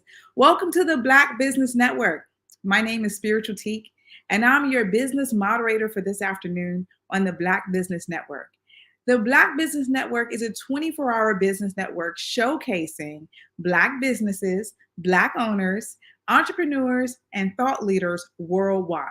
We have speakers from North Carolina, London, Singapore, Africa, Japan, and cities all over the United States. The Black Business Network is a global community sharing its business knowledge to empower, inspire, and educate businesses about business. Our next keynote speaker is Sonia McCarter-Kellogg. Sonia McCarter has always had a keen interest in business. She attended business classes in trade school and took business law courses. Her parents could not afford to send her to college, so she managed to take evening courses in whatever was available. She had the opportunity to work in various roles that have allowed her to apply her business knowledge and started as a mayor's assistant, where she learned the ins and outs of local government and gained valuable experience in public administration. From there, she transitioned to a legal secretary position and served as a business administrator. One of the highlights of her career was being nominated as a Business Professional Woman of the Year. I present to you Sonia McCarter-Kellogg.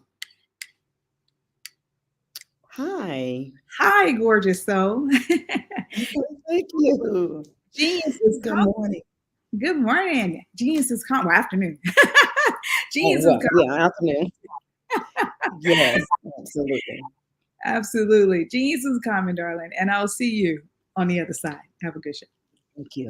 Thank you. And good afternoon to everyone. Again, my name is Sonia McCarter-Kellogg. I am CEO, founder of SMC Management Solutions, and we are located in Gaston, Alabama. As the moderator has said, that I have always had a keen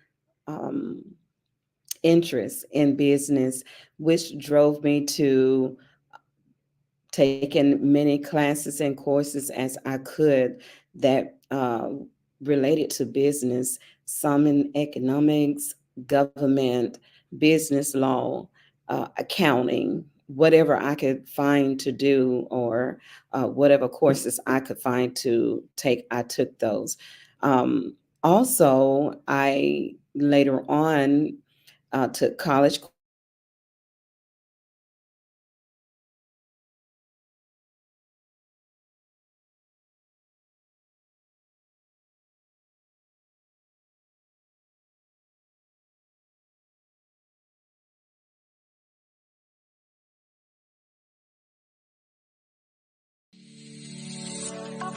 Did you know that our black dollar only lasts for 6 hours in our community? Yet other communities, their dollars last for 19 to 30 days. The Black Wall Street Nation. Black Wall Street Nation. Yes, that's why we created the Black Wall Street Nation. Black Wall Street Nation is a centralized directory available to all black businesses across the world. It was created for businesses like you, the ones that want to start and the ones who have a dream that have already started, such as businesses like Drop in a Bucket Productions, Valito Foods, Sugar Tea Branding Firm, All the Dazzle, Buncakeaholic, Miss Riot, and you. We'll have marketing, seminars, and some funding coming soon just for you. So, we want you to come and join us. www.blackwallstreetnation.com. See you there.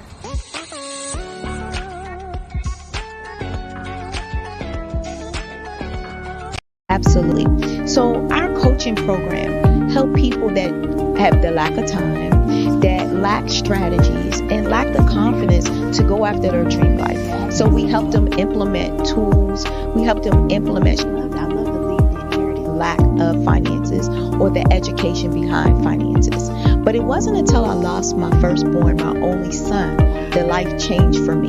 And where I was going after it all, living the corporate life, hit my 6-figure income, and living in my dream house with my dream man, driving my dream car. Wow. I nearly lost it all. Wow. when I lost my son. And so I realized it only takes one financial catastrophe that can change your entire life. That's what made me start All New Beginnings. Because no matter what's going on in life, there's a new beginning. And because of that, we develop a program called Wise Minded. My little slogan is, don't just dream it, let's live it. If they want to connect with you or work with you, what is the best ways for them to be able to do that? Well, for my social media guru, you can connect with me on every single social media platform as Tanya T. Rose.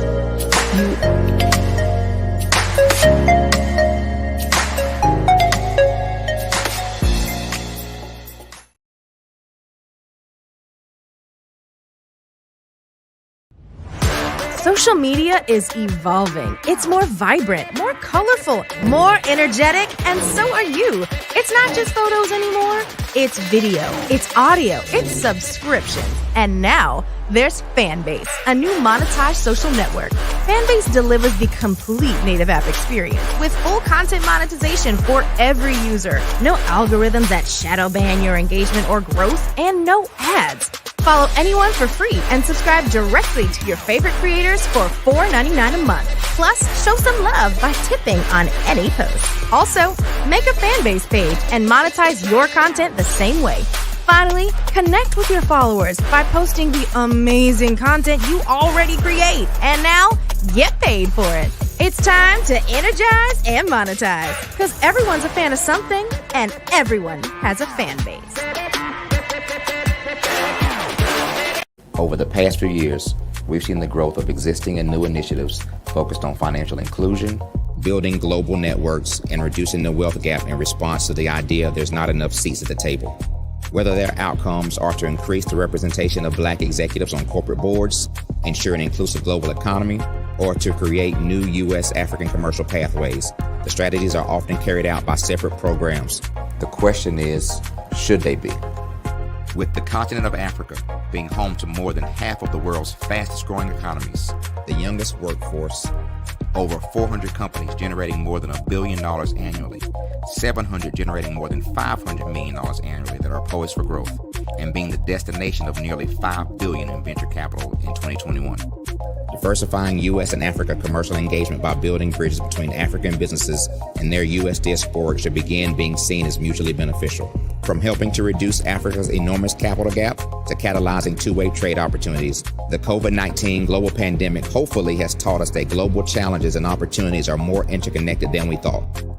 During the pandemic, African companies like Unicorn Flutterwave, insurance provider Reliance Health, ride-hailing app Yasir, and 54Gene, the continent's first bank of DNA on people of African descent, proved that when African companies have access to networks, capital, and information, they grow big, grow fast, and create solutions that are valuable to the world. This is why Be Direct was created. We are the first U.S.-based but African-centric board preparedness and board search company designed to connect U.S. Black talent and corporations to African businesses. Unique and fundamental to Be Direct's success is our process of helping board candidates adapt their experience and networks to an African context before they're connected to high-growth companies that are looking to locally and globally scale. From our focus groups with African business execs and government leaders, we don't ignore the sentiment that business is easy, but people are hard. Having a pool of board candidates with hard-to-access networks and extensive experience across the business life cycle, including successfully raising capital, is table stakes for an initiative like this. So yes, we have that. But corporate or entrepreneurial success in the U.S. does not guarantee success in Africa. Developed alongside industry partners on the continent, our training program, Be Direct Prep, is designed to transpose their experience to create cultural comfort, understanding, and a commitment to helping businesses in Africa scale. Our board governance sessions are African, continental, and country-specific, integrated with cultural awareness and dexterity training, masterclasses led by African industry execs, and mentoring and coaching from African continental-based facilitators. But even more unique to Be Direct Prep, we cap off our training program with an immersion trip to help candidates that have not been to Africa before see and feel Africa's complexity and opportunity from African soil. We all know traditional network-based board placement has historically left a lot of us out of ever really being in the paid board pipeline. Our strategy supports the work of many great organizations that are successfully filling seats at U.S. board tables by creating more tables for those that are still left on the sideline. It's time to start seeing the role and value of U.S. Black talent and businesses on the continent of Africa differently. Old perceptions and habits limit economic inclusion. Let's transition Black talent and the African businesses they will support from the periphery of the global economy to its core. Living in a global lockdown, we all know now how fast local and global economies can change and see the value of having businesses that hire, strengthen local value chains, and even grow globally. Status quo in any form holds back progress. We must democratize U.S.-Africa commercial engagement by socially and economically connecting cultures that have long been disconnected. It's time for Africa's U.S. diaspora to redefine their global value by helping African businesses scale continentally and globally.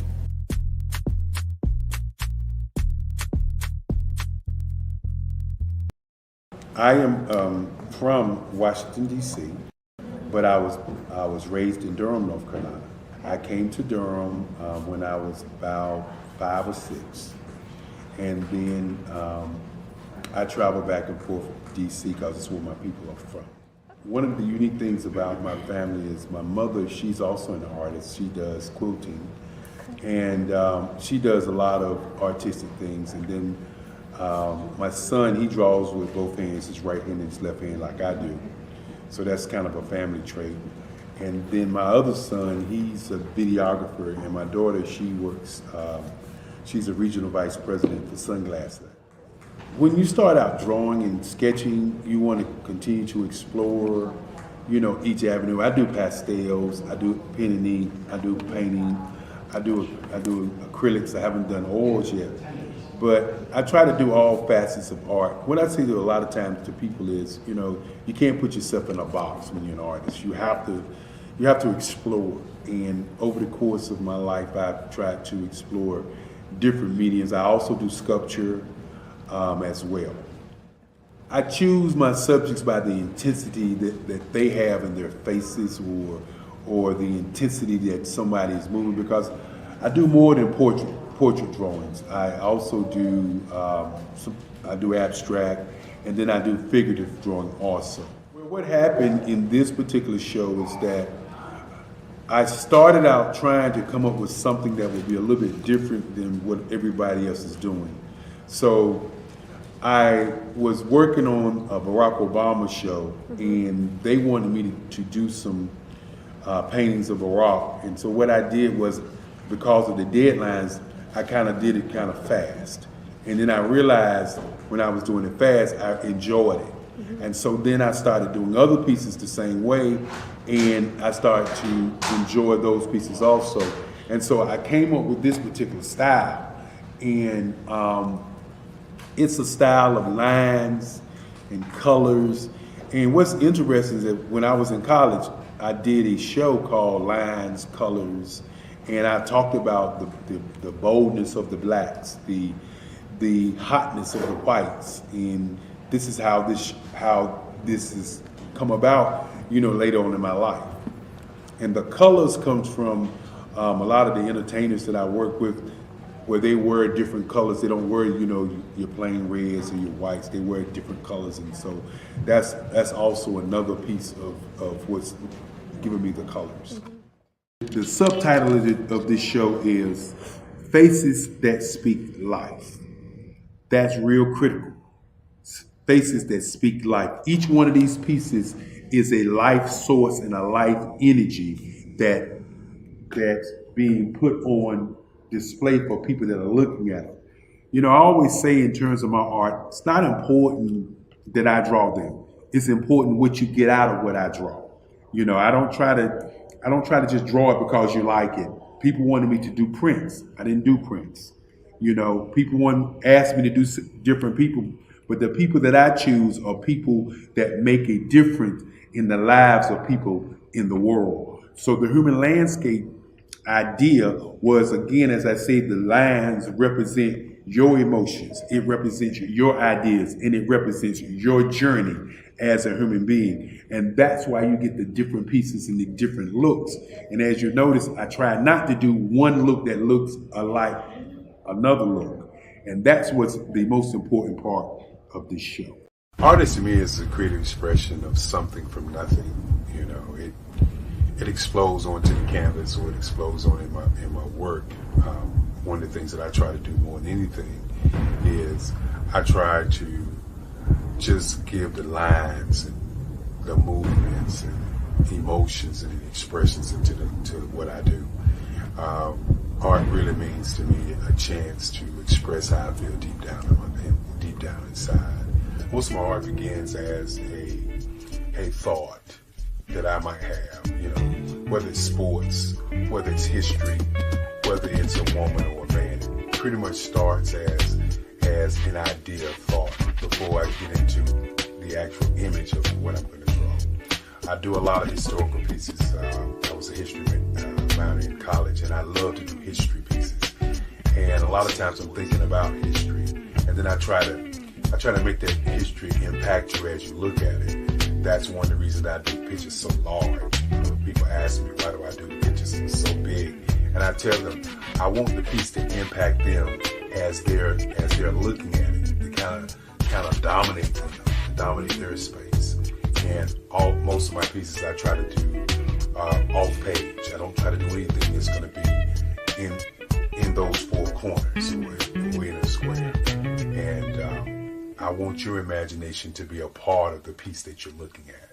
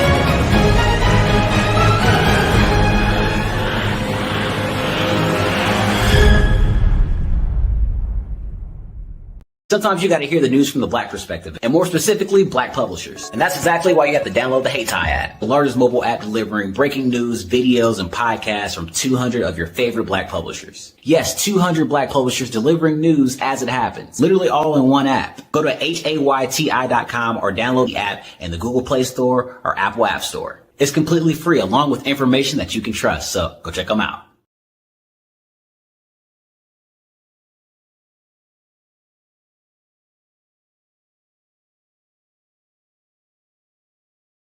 Ladies and gentlemen, and fellow professionals, please allow me to introduce myself. I am David Jones, the co-founder and CEO of the Hello LLC, where I am passionately dedicated to guiding individuals and businesses toward their own return on time investment. Time is my only competition. With over 20 years of experience as a corporate C-level executive, I bring a wealth of knowledge and expertise to the Hello LLC. My career journey has been marked by a relentless pursuit of excellence in marketing, strategy, and business management leadership. I have had the privilege of working with renowned Fortune 500 companies such as Xerox, American Airlines, Hilton, and Geico. However, what truly drives me is the transformational work we do at the Hello LLC. We are pioneering a new approach to business in the metaverse, where we empower businesses and individuals to build strong foundations, automate their processes and systems, while thriving in the ever-evolving digital landscape. More than just a 3D digital marketing agency, the Hello LLC is truly a community built on love, kindness, and integrity. We want more for you than from you. As I often say, collaboration is the new competition. In an era where time is the most precious commodity, I am here to guide you toward your own return on time investment, because if time was sold in stores, it would be sold out. With a deep commitment to excellence and a strong belief in the power of community, I don't just lead a company, I lead a movement into the future of business. Ladies and gentlemen, it is both an honor and a pleasure to be your guide on this remarkable journey. I am David Jones, and together, we will embrace a future marked by success, collaboration, and the transformative work we do at the Hello LLC. Hello stands for helping everyone live life optimally. So, let's make that pivot together and start living life optimally today.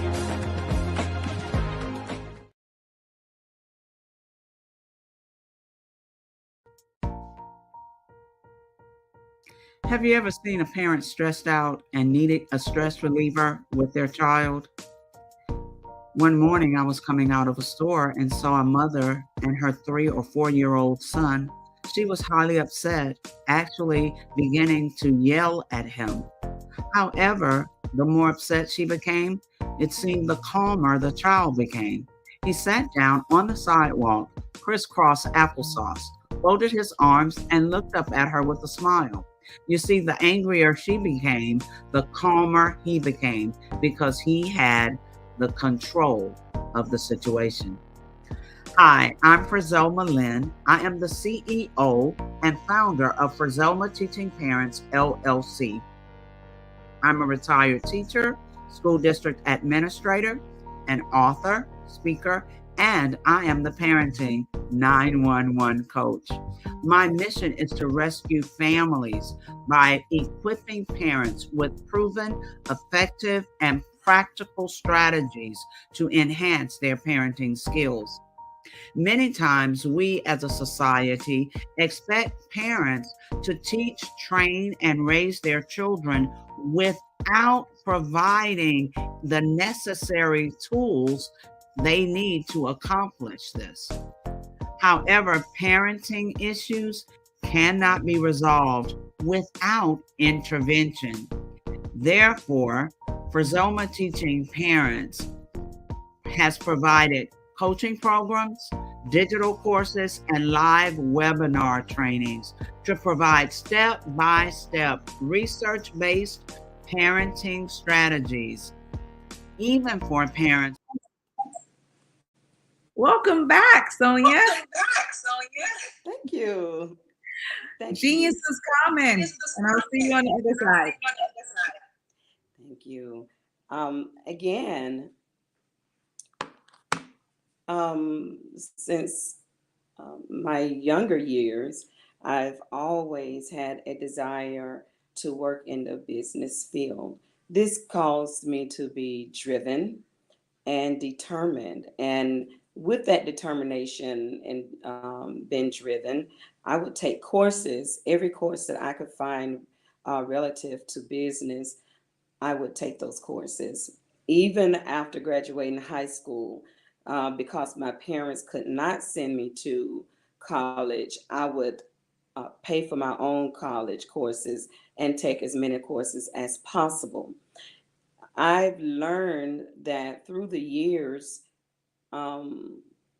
these things were the reasons or were the causes of me really venturing out to achieve my dream and goal. The more you have to work for something, the more you have to strive for it, is the more that you will appreciate it. And I was just determined to become a business owner or to be in corporate world. Well, after several years of preparing educationally, I landed position and jobs that also added experience, added different nuggets under my belt. Therefore, one thing led to another. It also allowed me to become engaged with different people in different offices, and all of those experiences and all of those different places and different people were very vital to my role in business and also becoming a business owner. Even after moving to Gaston, Alabama, there were people who remembered my work and remembered me. And as they began to venture out in their business, they would call me asking for advice or my expertise in starting up a business or even in proper development, because after moving here, I also have property management and development experience through the Greater Gaston Housing Authority.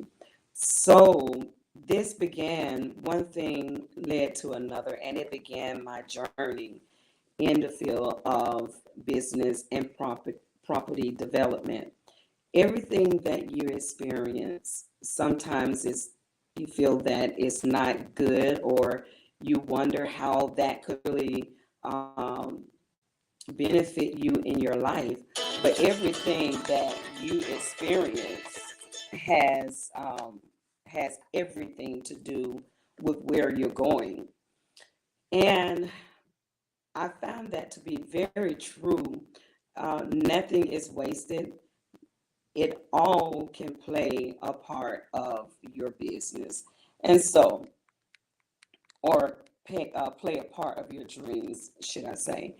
And so, never become discouraged if something doesn't work exactly the way you plan, or if you feel life is not taking you where you want to go at that particular moment in time, because there's a purpose and there's a reason for it. Every experience prepared me for my place where I am now. How you doing, Miss Sonia? I'm good, thank you. You're good. Okay, good. I just wanted to jump in here with you because I hear you talking about your experiences, et cetera, and I wanted to know if it was okay with you if I asked you a few questions. Sure. Okay, excellent. Because everything that you do and how you pouring back into the world, I think it's important that we share all of that with me. So tell me more about how you got started in your business, and what's the name of that business, and how you're working with people in the collective. The name of my business is SMC Management Solutions. I began my business basically during the COVID pandemic. That when there was such a surge of small businesses or people wanting to start owning their businesses. And so many people were reaching out to me, and that caused me to wanting to go ahead, instead of doing just one particular business or having people to come to my home, I decided to go ahead and venture out into a full-time business. And therefore, it started SMC Management Solutions, and we became available to anyone who wanted to start up, or anyone existing or an existing business, to look into what was going on and see if I could assist them with their business. And so that's how SMC began. And I love that you started that through, so it was your motivation through COVID to have you expand. That's what it sounded like. So yeah, exactly. Oh, excellent. So when people, apologies, go ahead. Exactly. I've had and have over 20 some years experience in these areas, like I said, in business development and property development, but actually taking that risk and going out and venturing out into my own business. I played safe for a while, but and just decided to take that risk to go ahead and venture out. And I'm glad that I have, because it has allowed me to assist so many different people in ways that I probably wouldn't have been able to do had I not. Absolutely. You said something really important. You said that you played it safe in the beginning. And so there must have been something that motivated you to expand. So the question is, people who may be in your shoes now, right? And they need to seek out your resources. What would be like your 2 to 3 top tips if they feeling like they're playing it safe and they need to, get people to coach? What would be your 2 to 3 top tips you would share with them? Well, one of the main tips is be ready to take that risk, knowing that life is all about risk. And don't be afraid of success or failure.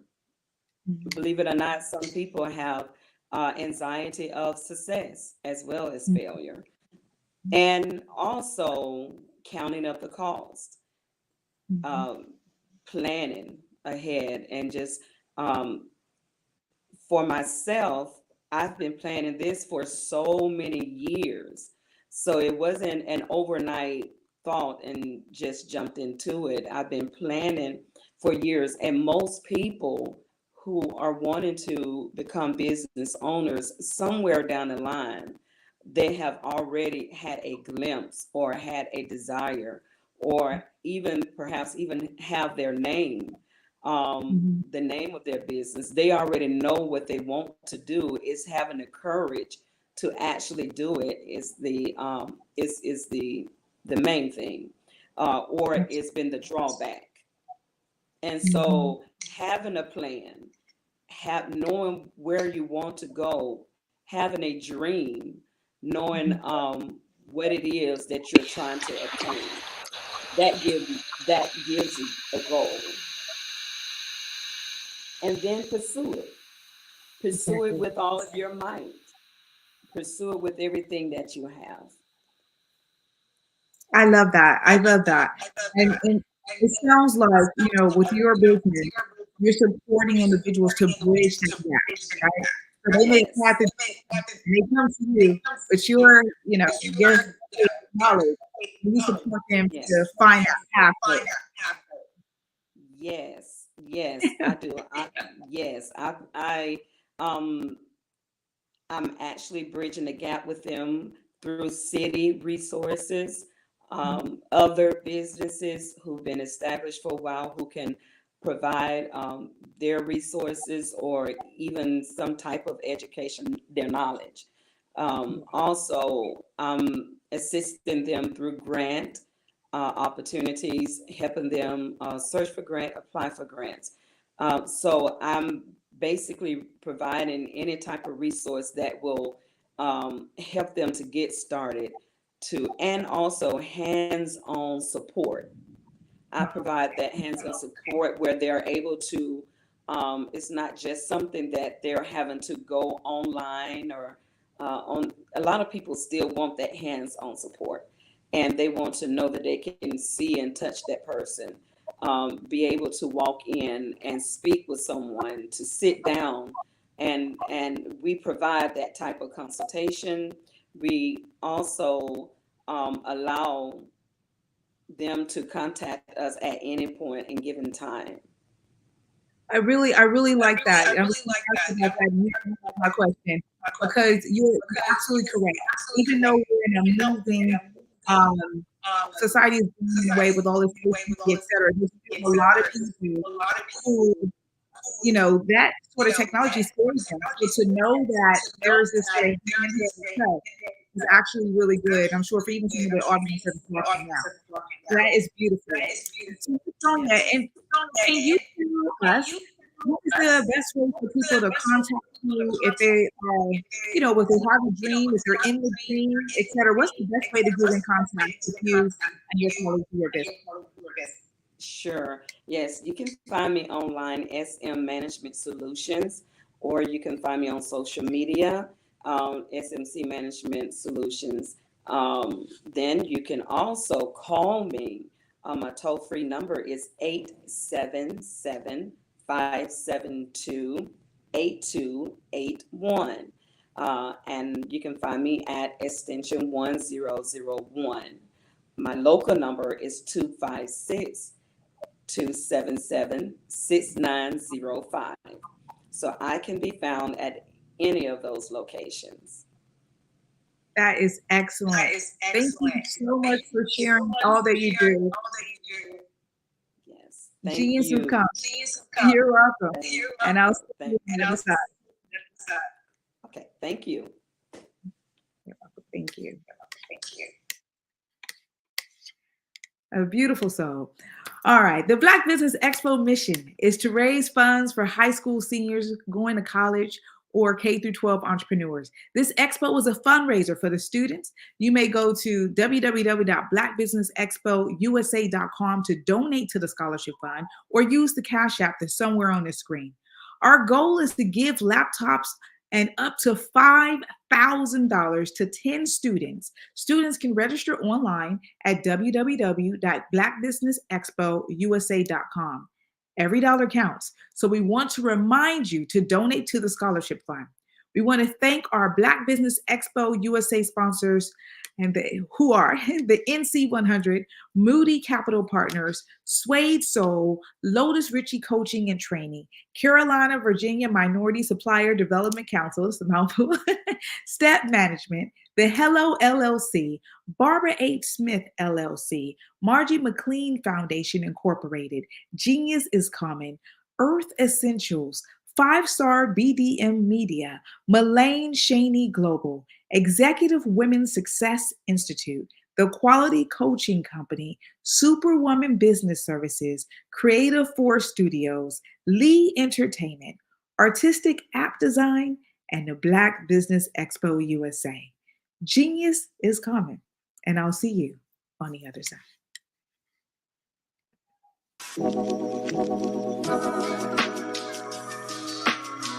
The African company and the African CEO is making a conscious decision to bring on someone external to the continent versus bringing on someone who is from Ghana or Kenya or South Africa. And so the skill sets of the people that we take through our executive leadership training program and ultimately on the placement, obviously have to be extremely high caliber. So what we look for are corporate executives at the vice president to C-suite level, as well as Black entrepreneurs. When we look at the Black corporate executives, we're looking for some very specific skill sets, whether that be around supply chain, sales and marketing, engineering, product development. We want our folks to be able to add immediate value to the corporate board, right? And the other thing is, even if they don't necessarily have specific industry experience, they're bringing a diversity of thought.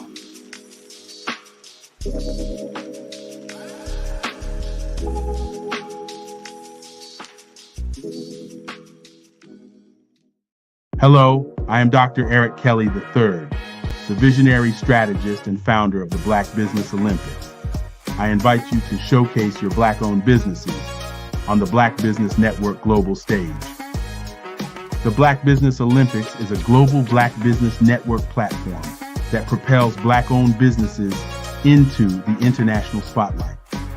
By showcasing your business on the Black Business Olympics platform, you can reach a worldwide audience of potential customers, partners, and investors. You can also establish yourself as a thought leader, an expert in your field, attract lucrative partnerships, and more speaking engagements.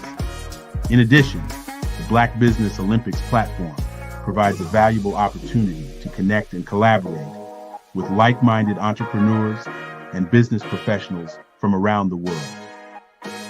This can lead to new business opportunities, ideas, and relationships. Finally, by sharing your story and expertise on the Black Business Olympics platform, you can inspire and empower others. This is a powerful way to make a positive impact on the world and leave a lasting legacy. If you are a Black-owned business owner, I encourage you to seize the opportunity to showcase your business on the Black Business Olympics platform. It is a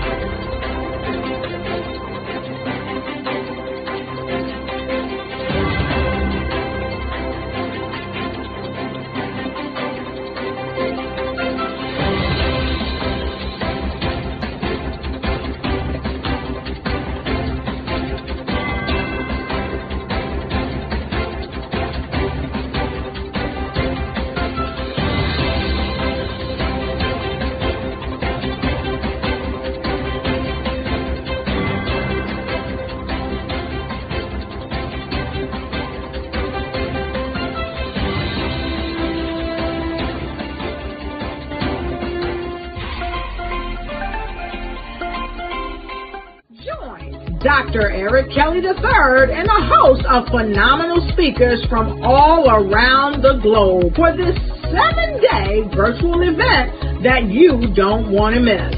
The mission of the Black Business Expo is to raise scholarship money from kids all the way from high school all the way from college. The Black Business Olympics is one of the largest Black business showcases in the world. It is an opportunity for businesses and companies to showcase their businesses globally. We are going to be giving away laptops up to $5,000 away to students.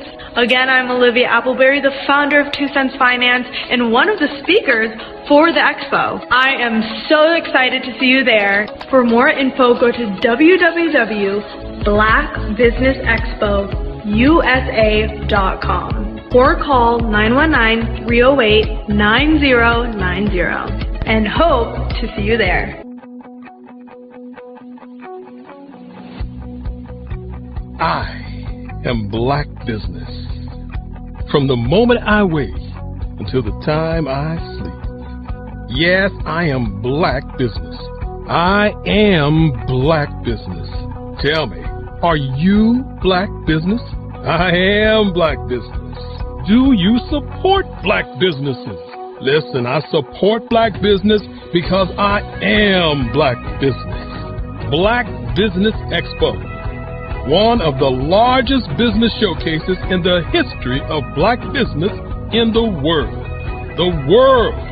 Sign up today at www.blackbusinessexpousa.com or call 919-308-9090. I am Black Business. I am Black Business. From the moment I wake until the time I sleep, I am Black Business. I am Black Business. Are you Black Business? I am Black Business.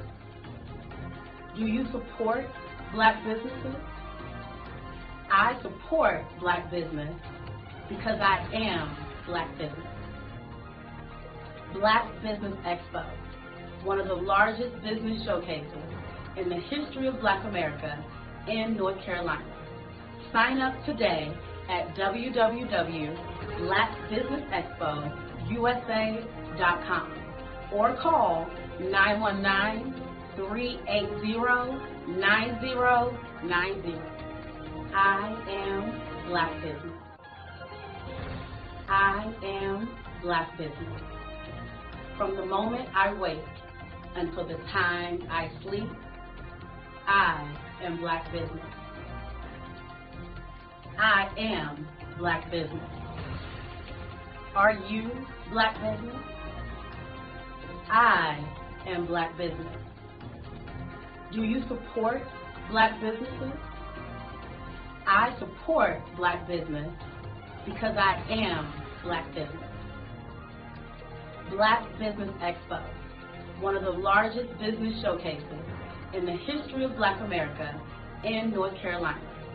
Sign up today at www.blackbusinessexpousa.com or call 919-380-9090. I am Black Business. I am Black Business. From the moment I wake until the time I sleep, I am Black Business. I am Black Business. Are you Black Business? I am Black Business. Do you support Black businesses? I support Black business because I am Black business. Black Business Expo, one of the largest business showcases in the history of Black America in North Carolina. Sign up today at www.blackbusinessexpousa.com or call 919-380-9090. I am Black Business. Dr. Eric Kelly III and a host of phenomenal speakers from all around the globe for this 7-day virtual event that you don't want to miss. The mission of the Black Business Expo is to raise scholarship money from kids all the way from high school all the way from college. The Black Business Olympics is one of the largest Black business showcases in the world. It is an opportunity for businesses and companies to showcase their businesses globally. We are going to be giving away laptops up to $5,000 away to students. Again, I'm Olivia Appleberry, the founder of 2 Cents Finance and one of the speakers for the expo. I am so excited to see you there. For more info, go to www.blackbusinessexpousa.com or call 919-308-9090 and hope to see you there.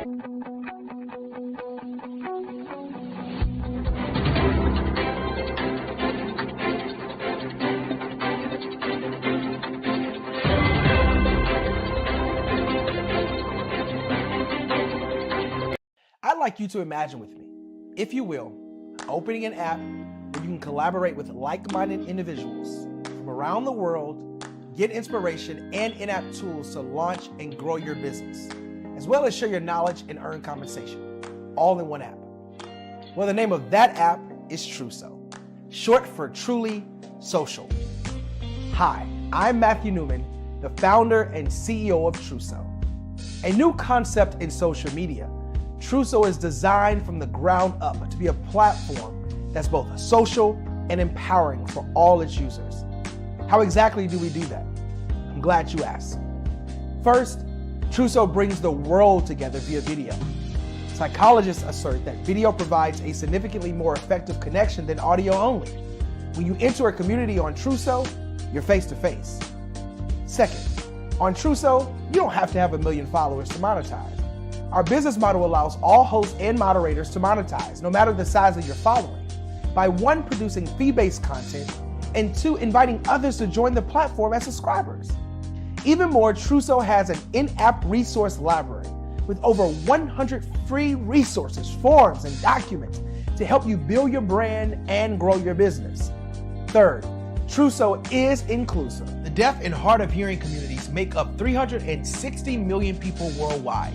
Unlike audio-only apps, Truso embraces this community, providing a networking platform that allows them to participate via video and closed captioning.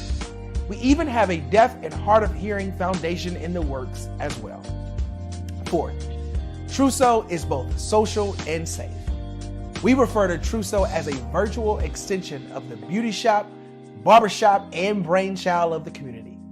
A place where there's laughter, along with wisdom, growth-oriented conversation, and genuine connections in a safe space. Truso even has proprietary security to ensure we maintain a safe environment for everyone.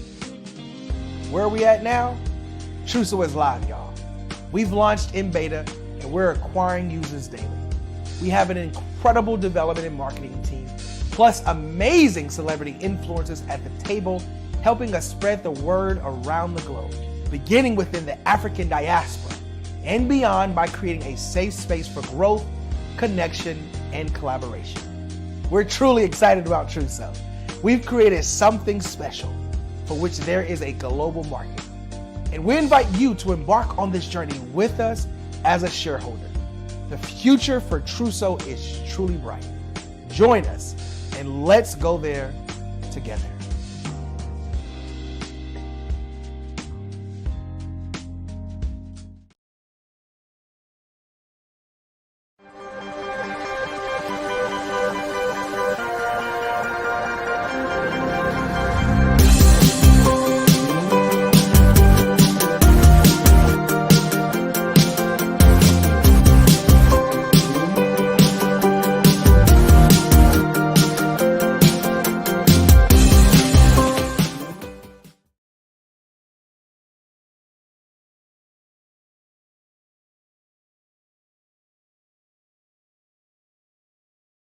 Content creators, Welcome to Fave Unite TV.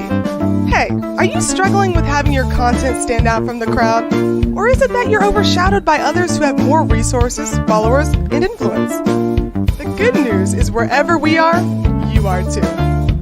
We help you grow your online presence and optimize your visibility, which gets you closer to your audience so you can build trust and loyalty. By using the power of our network, we help you build yours. Fave Unite is a powerful tool to connect you with your friends, followers, and fans. And when fans rule, everyone wins. Join us. Fave stands for fans, artists, and venues. Submit your content today.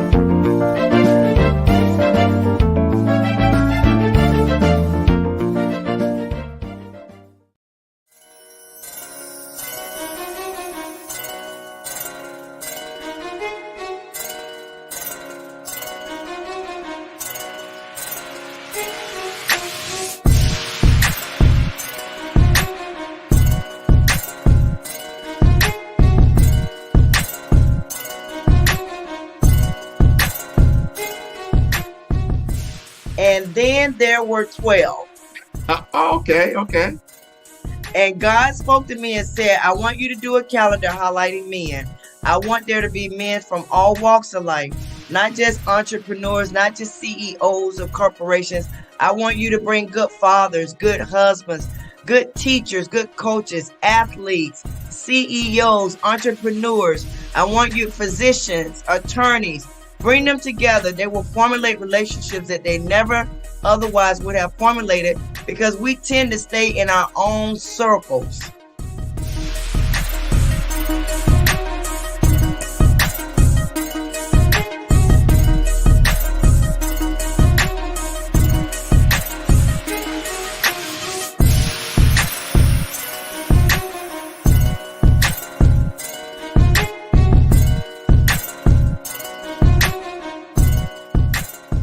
So I know what the vision is. I know my instructions. And that's why every year I stretch myself even further.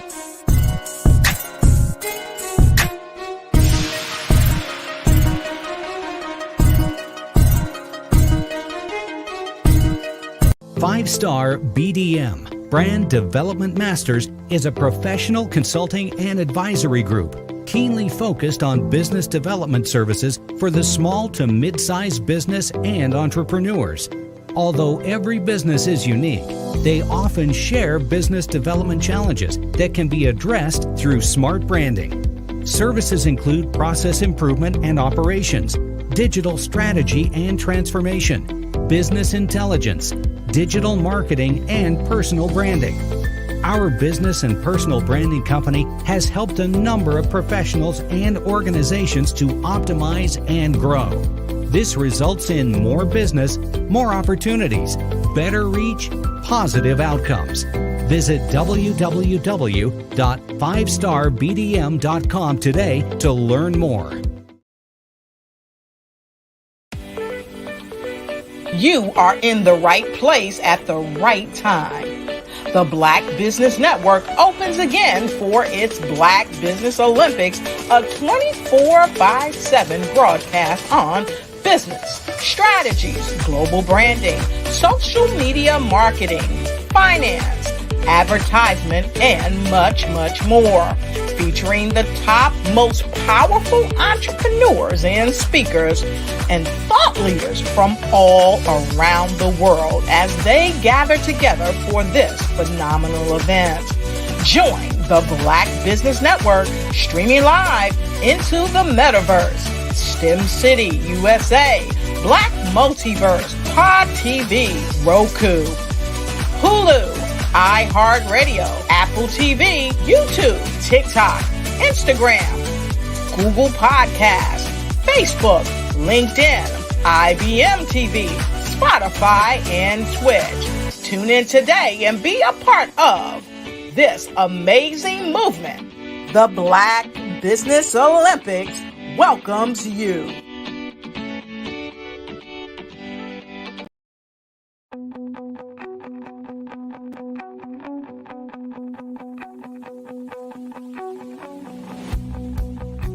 I am Black Business. From the moment I wake until the time I sleep. Yes, I am Black Business. I am Black Business. Tell me, are you Black Business? I am Black Business. Do you support Black businesses? Listen, I support Black business because I am Black Business. Black Business Expo, one of the largest business showcases in the history of Black business in the world. The world! Sign up today at www.blackbusinessexpousa.com or call 919-308-9090. I am Black Business.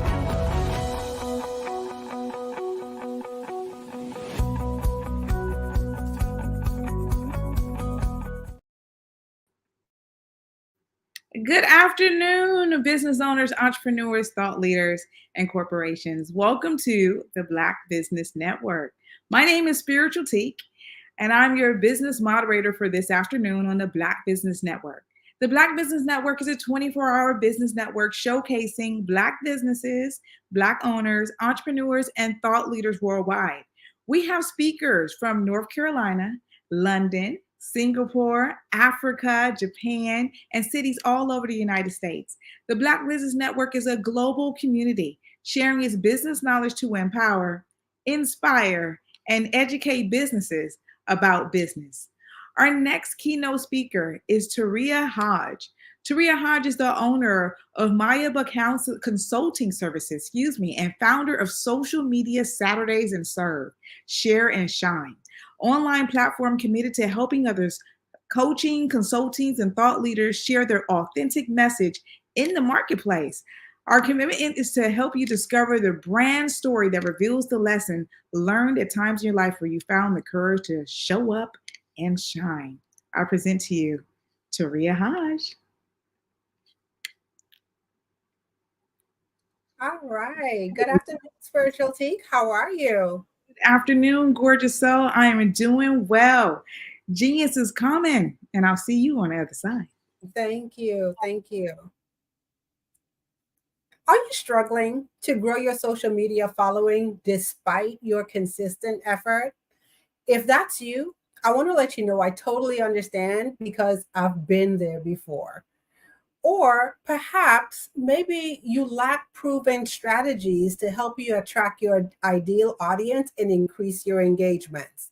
Now, I know that this is one of the issues that's faced by many entrepreneurs. So if you can identify with any of those two questions and you answered yes, then this conversation is for you. Today, we're going to sit back and we're going to talk about 3 proven strategies to amplify your influence on social media. Now, how many of you feel frustrated with social media at times? And it's okay. And if you feel frustrated, just go ahead, utilize the comments. I always like to know who's out there with me. Utilize the comments and let me know if social media has been an area of frustration for you.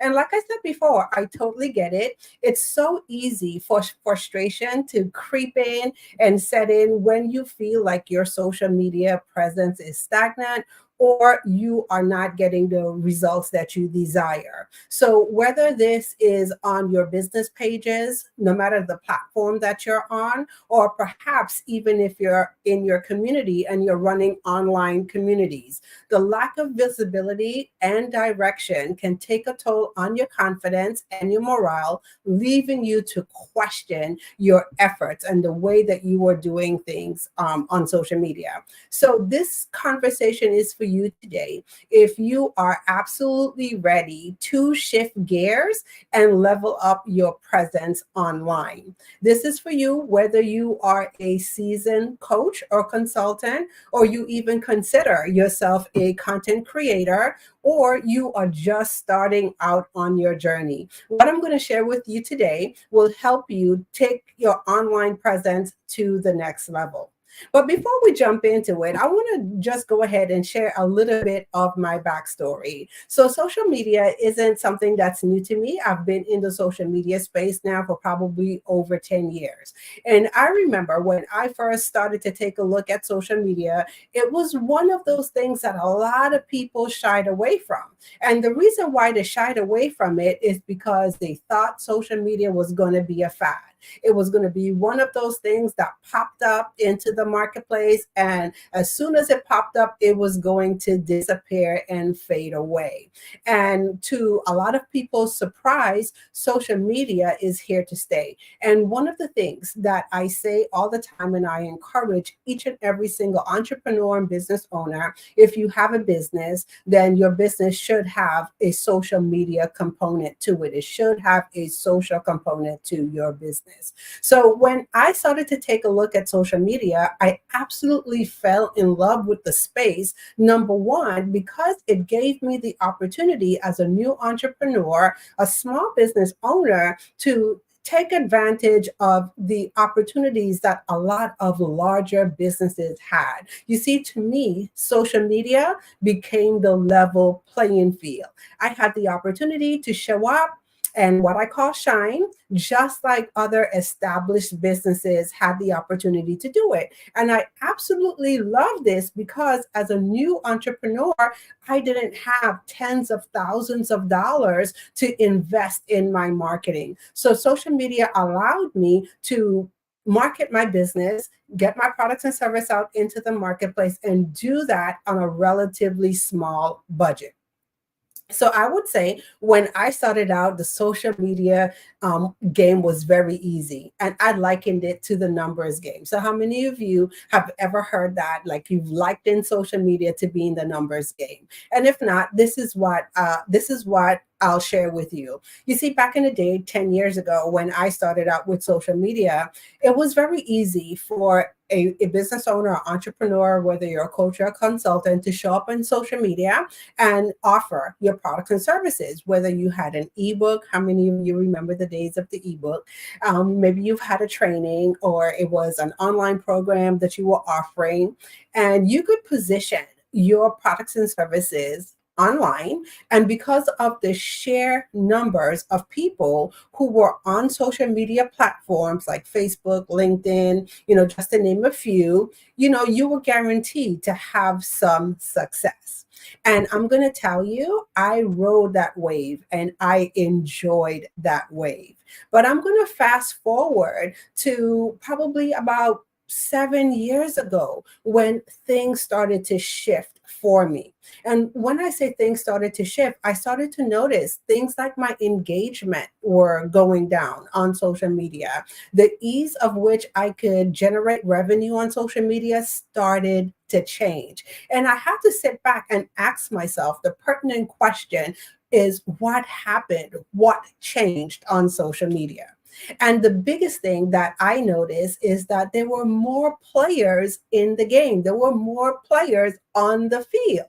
So as social media became this thing where a lot more entrepreneurs, business owners realized that it's not going away and it's here to stay, more people started to enter into the social media realm and position their products, their services, in the online space. And so what that said to me is that I had to learn to do things differently. And as I started to unpack this in my business, what I realized is that I was actually starting at the very end of a process. So how many of you know that there's actually a process, to social media and a process to what I call social selling? And so no wonder my efforts weren't yielding the results, or they have stopped yielding the results that I desired, because you see, at the time I was just riding the wave of success, but not really paying attention that there's an actual process that would allow success to continue. So that's what we're going to spend some time talking a little bit about today. And so I'm going to go back to the beginning, or share with you my journey back to the beginning. And so one of the things that I've learned, like I said, there is a process. I was actually starting at the very end of the process, which is social selling. And so once again, we take a look at social media platforms, whether you are on Facebook, you're on LinkedIn, you're on TikTok. As business owners, one of the questions we always want to ask ourselves as we partake in these platforms, what's the revenue? What's the return on investment that we're going to get? And so a lot of times we look at the return on investment as money, but also your return on investment can be time as well. So the time, the energy, the money, the other resources that we're putting into social media platforms, are they allowing us to yield the desired results?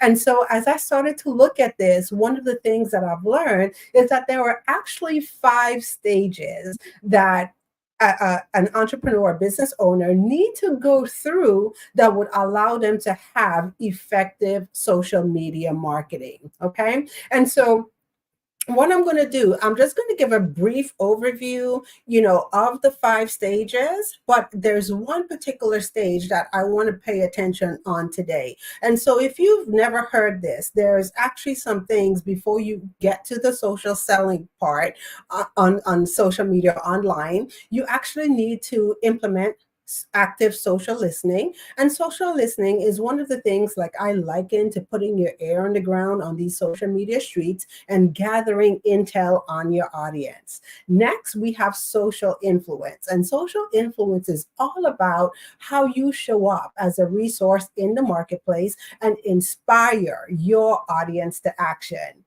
And then social networking is all about how do you network and you collaborate with others to increase your footprint on social media or increase your online presence. And then once those 3 things happen, you have a very fertile environment for social selling to occur. But now it doesn't stop there. There's the 5th step, and the 5th step is social follow-up. And so a lot of times what I find people do is that they do a wonderful job in making online connections, but they fail to take their connections offline. But we're not going to dive too deep today into each of those 5 steps. There's one particular step today that I want to focus on because I think it's so important for us as the business owners to really understand that, or understand this step. And this step that we're talking about today is social influence. So before we jump into the things that I'm going to share with you today, let's take a minute to define social influence. So social influence is all about establishing your authority on social media through the distribution and the sharing of valuable content. In other words, simply put, it's all about how you show up in the marketplace as the expert. So as we take a look at social influence gives us the opportunity to do 3 specific things. And the first thing it allows you to do is be able to establish your authority in your niche. Because once again, we all want to be known for something. We want to be known for what we do in the marketplace and what we do in our business. And then also the second thing social influence will give you the opportunity to do is to be able to share valuable content to educate and engage your audience. And then lastly, social influence gives you the opportunity to influence decision making through how you show up. Influence decision making through your influence. Okay. And so we're going to specifically cover 3 things in our conversation today. So the first thing that I'm going to cover is the 3 things, as a coach or a consultant that you should be honing in on while you're on social media. And then secondly, I'm going to cover what you need to consider before you share content online. And then lastly, I'm going to share with you the secret to having more visibility online. So let's go ahead and jump right in. So the first thing that I want to really sit and have a great discussion around is the three things as a coach or a consultant that you should be honing in on when you are on social media. And I know for some of you, these things will just be a refresher. So meaning there are things that might not be new to you in hearing them, but the question always becomes, how well are we doing these things in our business? So the first thing that you should be considering or honing in on is your audience. And so a lot of times I see people kind of jumping over the importance of identifying who their people are on social media, or who are you speaking directly to on social media. So have you sat down and taken the time to understand and know exactly who your target audience is on social media? How do you hone in on your people? Now, I know this is one of the things, if you've ever taken a marketing class, Marketing 101, one of the things they encourage us to do is to take a look at who our ideal clients are. Okay. And a lot of times when we talk about our ideal client, we tend to stay in the range of the demographics. So are they male? Are they female? What is the age demographic? Are they 25 to 35, 35 to 45, 45 to 55? You get the picture. Where do they live? Is that if that's something important for you to know? Do they live in the suburbs? Are they urban cities? How many kids? What does the family structure look like? And I always joke all the time, because one of the things that I hear is the 2.5 kids. Now, I don't know about anyone out there. I have 3 whole kids, so I don't even know what a 0.5 of a kid is, okay? But these are the things that we are taught to look at when it comes to identifying our people. Now, one of the things that I'm going to encourage everyone to do is to go a little bit deeper. Instead of just taking a look at the demographics, also take a look at the psychographics of your audience. Who are your people? And so when we talk about the psychographics, do you know how your people show up outside of their pain point? Because that's one of the things that people always tell us in business. We are in the profession of solving problems. All right. So if you're a business owner, you know that that's what you do. You have a business when you solve problems. And so a lot of times we kind of key in to solely just the pain point, the things that people are struggling with. But can you take it a step further and go outside of the pain point and really understand, like, what is their desires? What are the transformation that they want to have happen, not only in their business, but also in their lives? Like, if you fix the one problem that your business solves for them, what's the effect that it has on other areas of their life and their business? Do you know what that is for them? Do you also know and understand how they communicate the problem? And so I had a very interesting conversation with another colleague of mine. And one of the things I celebrated her for is that she did an excellent job of doing some social listening, gathering intel. And so one of the questions she asked me pertaining to her business is, how does someone express their pain point? And she is a fear coach. So she helps other entrepreneurs get past fear and allow them to show up in their brilliance in their business and also in their lives. How cool is that, right? And one of the things that I said to her is, really stop and think about it. A lot of times, we think to ask the pain question or look at the pain points as, what would someone say? But be honest.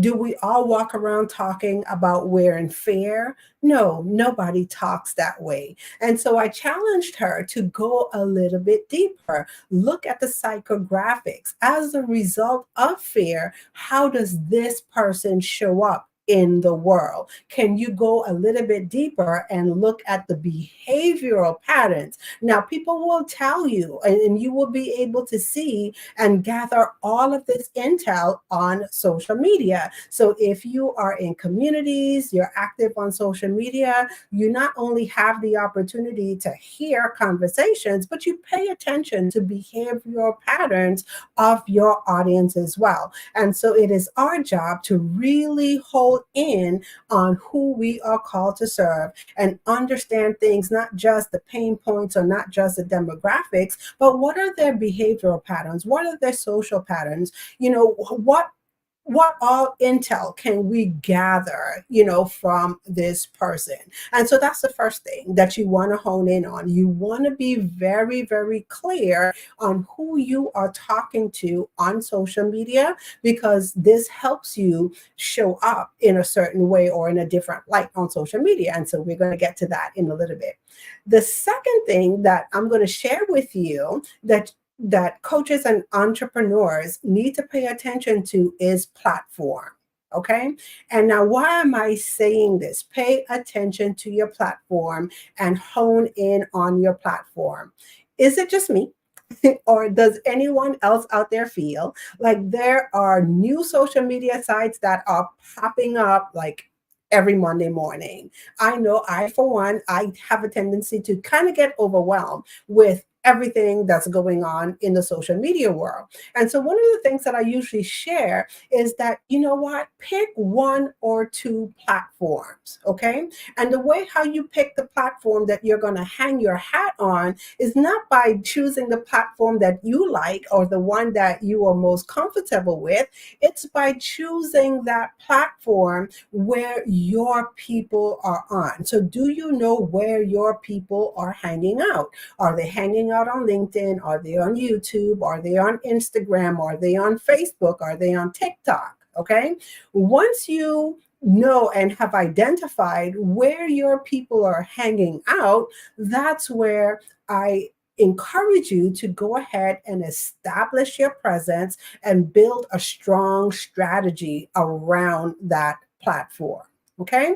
And then the third thing, when it comes to honing in, I want you to stop it for a second and take a look at your message, your communication. And like I said, you're connecting conversations that you're having online. And so I no longer say content anymore. I liken them to connecting conversation. So are you clear in your messaging? Are you clear as to what it is you do in your business? Or like how I like to say, are you clear in how you serve in your business? Okay. So when people encounter you online, do they know this is how you can help them in their business? So those are the three things. If you, like I said, I know you've probably heard these things before, but it's all about how well are we doing these things, or how can we get better to do those things.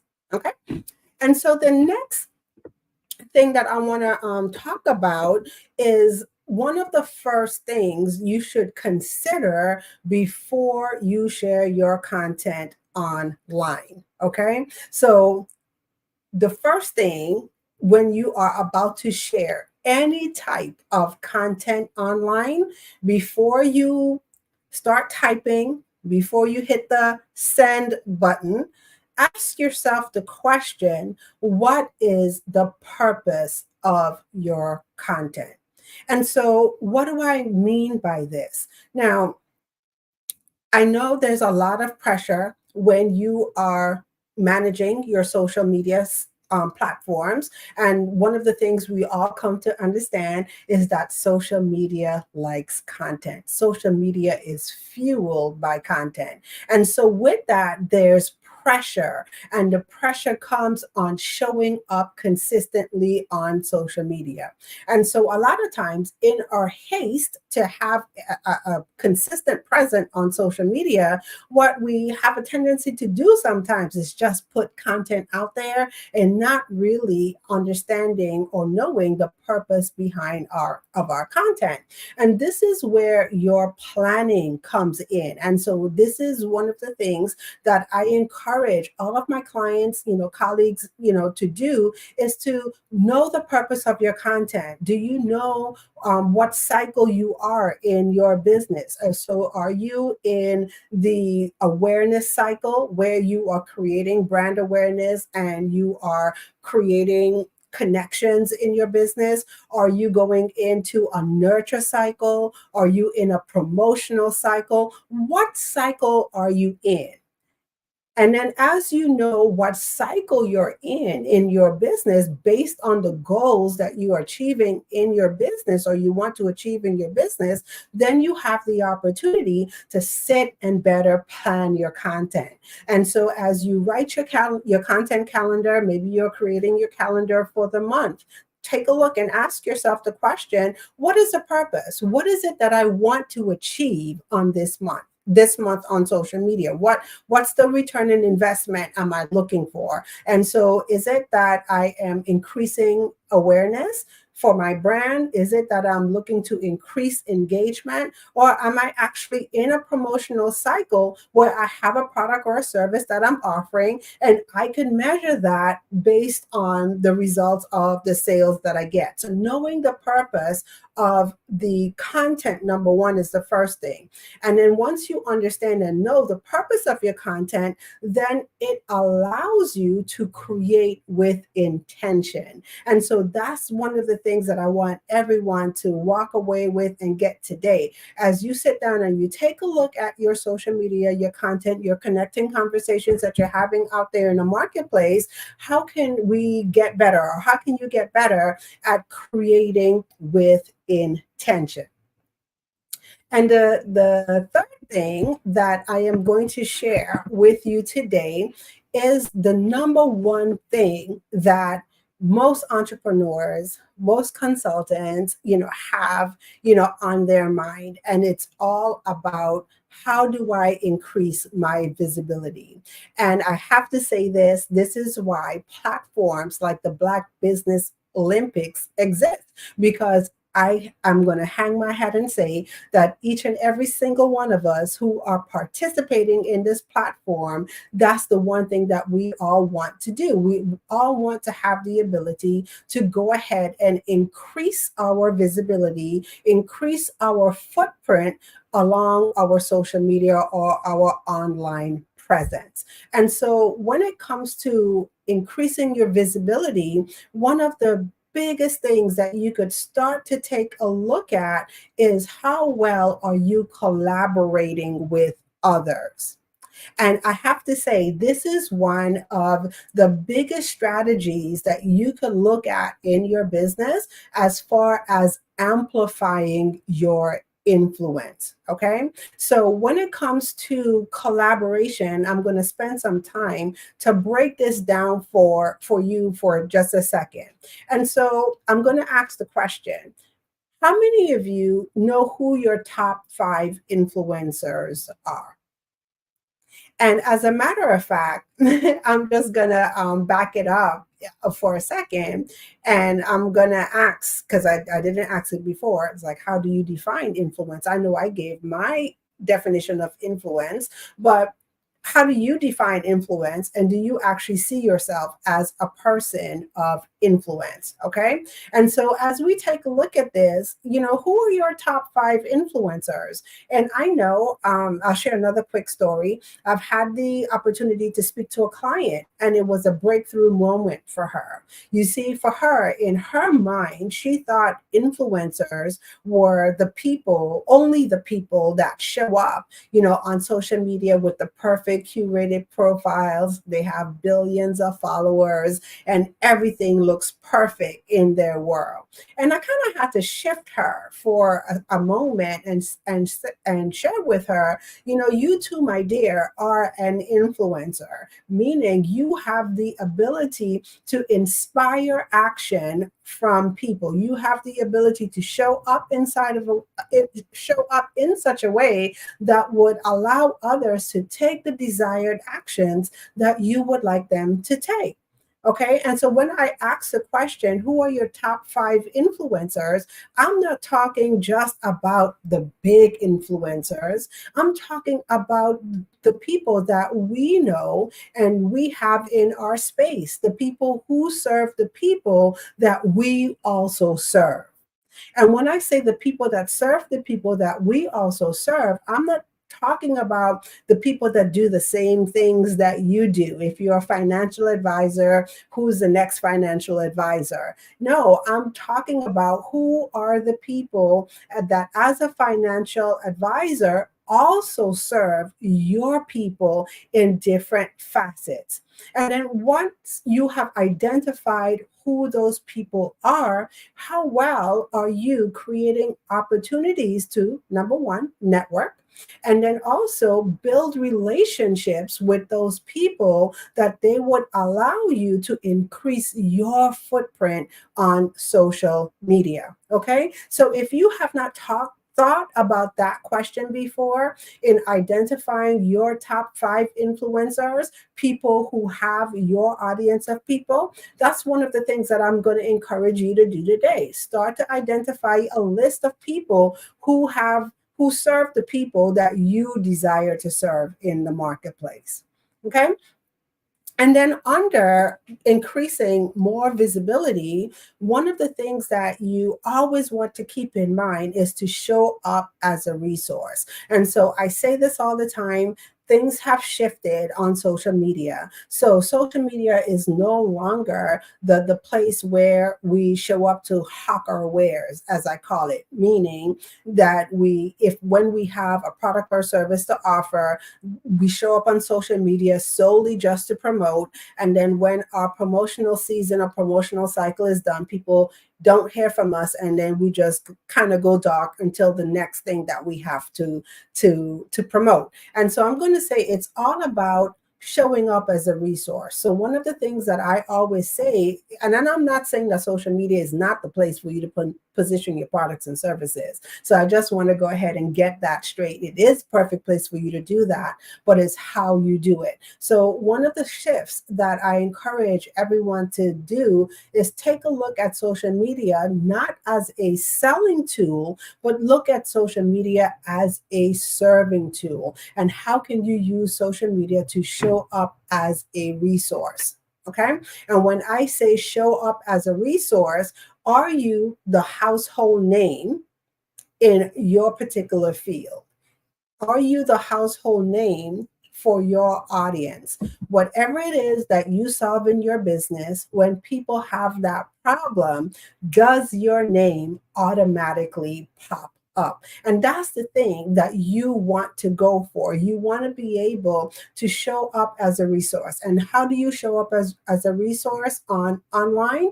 Is by serving. And you serve through your content. And how do you serve through your content? You absolutely give value. So as you share, as you show up, every piece of content that you share should have value attached to it. And it goes back to what I said before. So as you sit down and you plan your content, are you being intentional with your content? Can you show up as a resource? Are you showing up and adding value every time someone comes across a post or a video that you do on social media? And then the third thing under increasing your visibility is collaboration. And when we actively collaborate with others, this gives us the opportunity to have our value add dispersed amongst more people. And so what does this look like? This can look like you being a guest on platforms like the Black Business Olympics.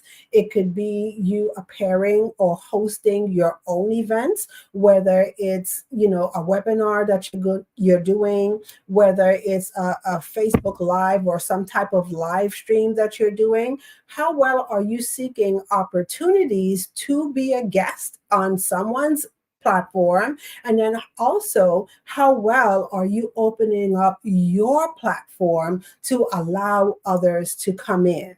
Okay.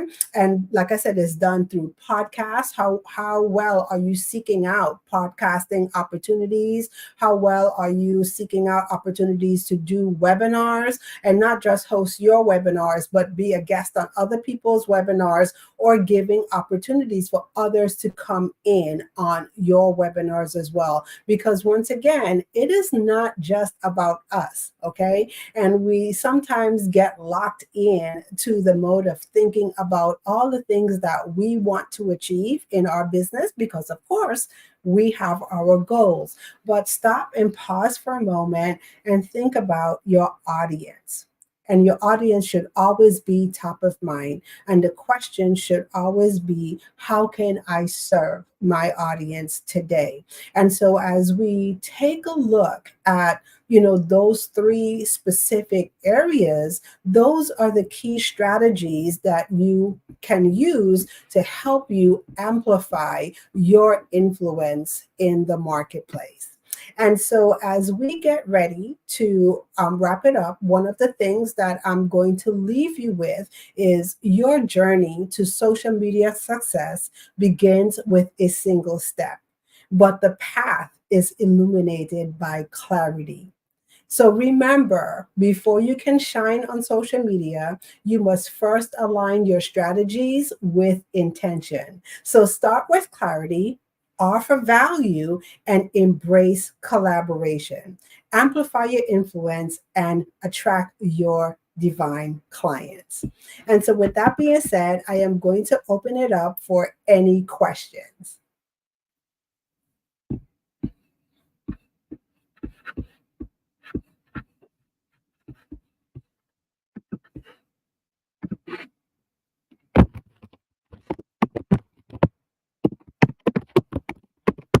Okay.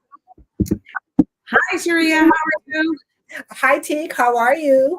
Oh my goodness, you just filled me with so much joy. Listening to your presentation, I was like, yes, yes, yes. You know, when you put something out in the world, and I thought, oh, I really need to sit down with someone that has a lot more insight into this whole topic. And then here you come talking about social media strategy and giving the tips and tools that will help someone excel to where they want to be. So I have a couple questions, if you don't mind, before I let you go. So in terms of individuals who you're working with, I mean, are you open to work with where the people are at the beginning stages of their journey, or have a huge following, or I think I heard someone say the other day, a micro influencer, and I was going, oh, okay. Talk a little bit more about how you would support people at different stages of their journey.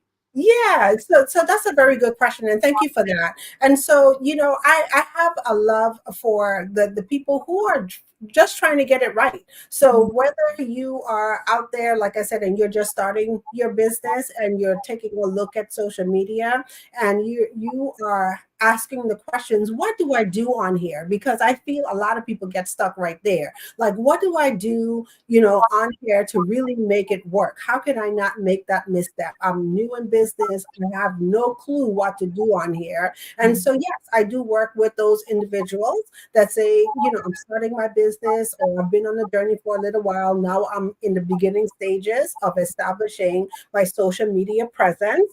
How do you do that? Mm-hmm.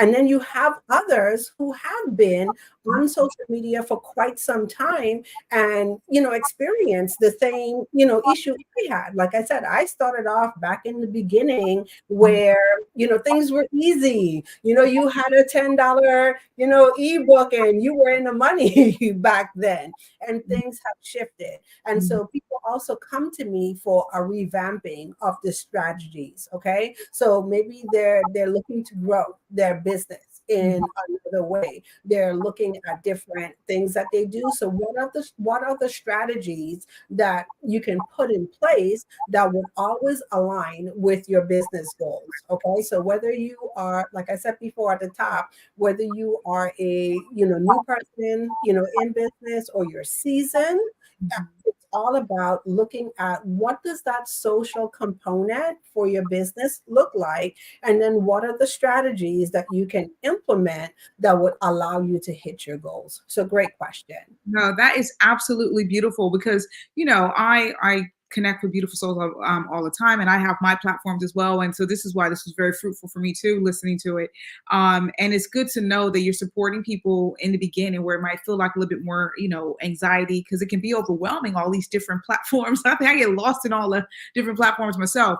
But equally, I love that how you are able to support people to scale, or do that facelift, revamp from where they are, but still keeping that authentic message. And I think that's the key anyway, because I think I loved your question when you said, well, what is your purpose for whatever you're about to put out? What is your purpose for putting it out? And that is so key. That is so key.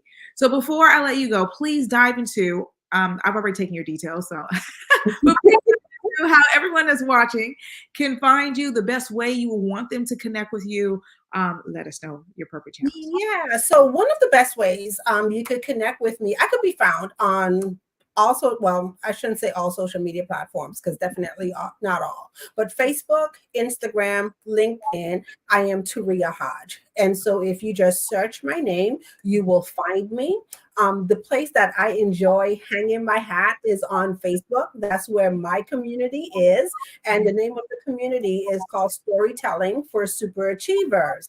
And I would like to offer the audience today a gift. And so one of the things that I have the opportunity to do in the vein of collaboration, I have the opportunity to collaborate with Suzanne Hart, and she is speaking and storytelling from a mindset perspective, right?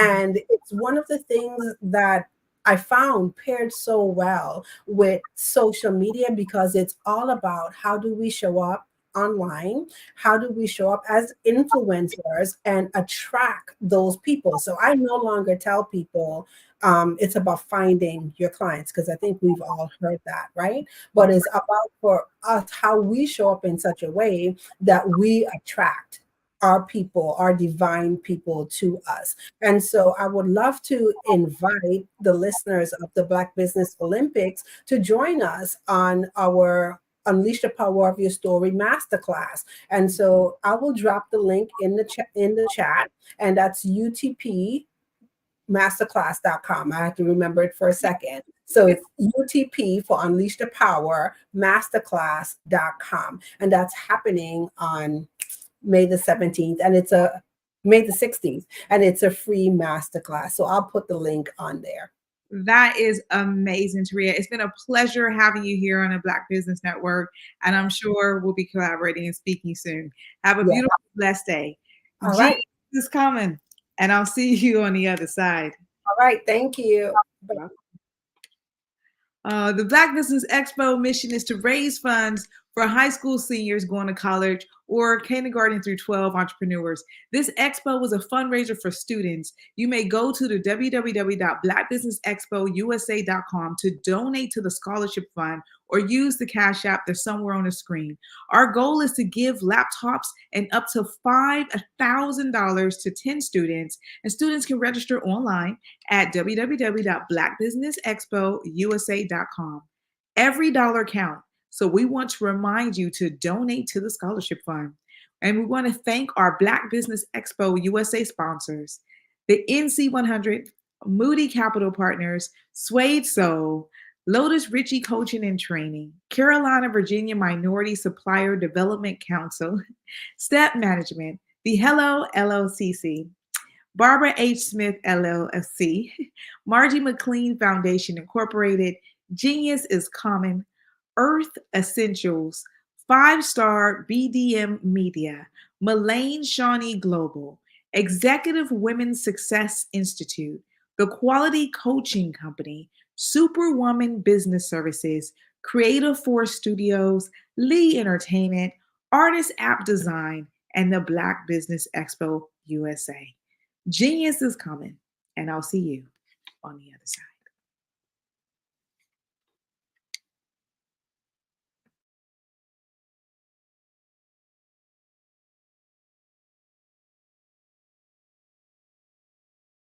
Absolutely.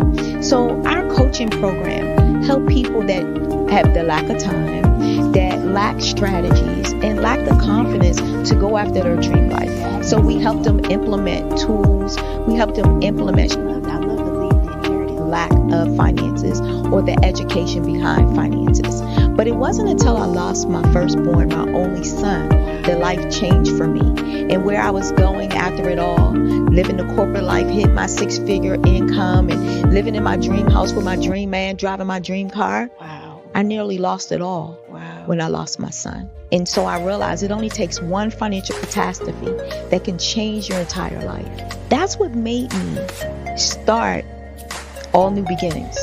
Because no matter what's going on in life, there's a new beginning. And because of that, we develop a program called Wise Minded. My little slogan is, don't just dream it, let's live it. If they want to connect with you or work with you, what is the best ways for them to be able to do that? Well, for my social media guru, you can connect with me on every single social media platform as Tanya T. Rose.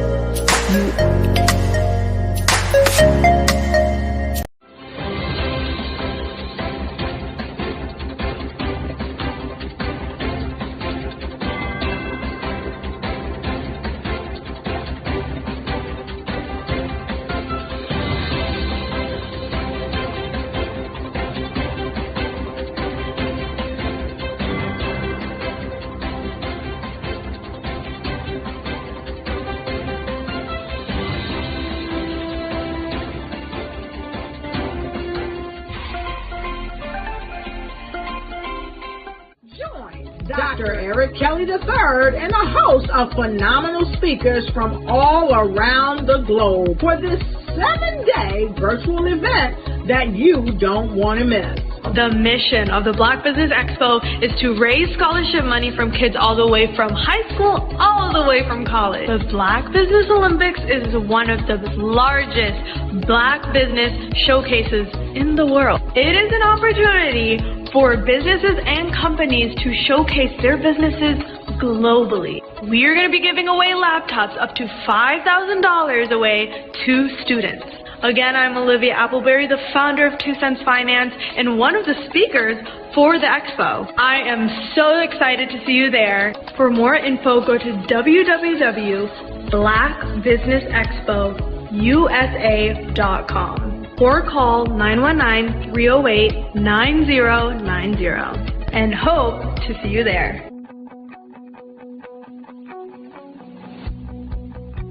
I am Black Business. From the moment I wake until the time I sleep. Yes, I am Black Business. I am Black Business. Tell me, are you Black Business? I am Black Business. Do you support Black businesses? Listen, I support Black business because I am Black Business. Black Business Expo, one of the largest business showcases in the history of Black business in the world. The world! Sign up today at www.blackbusinessexpousa.com or call 919-308-9090. I am Black Business. I am Black Business. From the moment I wake until the time I sleep, I am Black Business. I am Black Business. Are you Black Business? I am Black Business. Do you support Black businesses? I support Black business because I am Black business.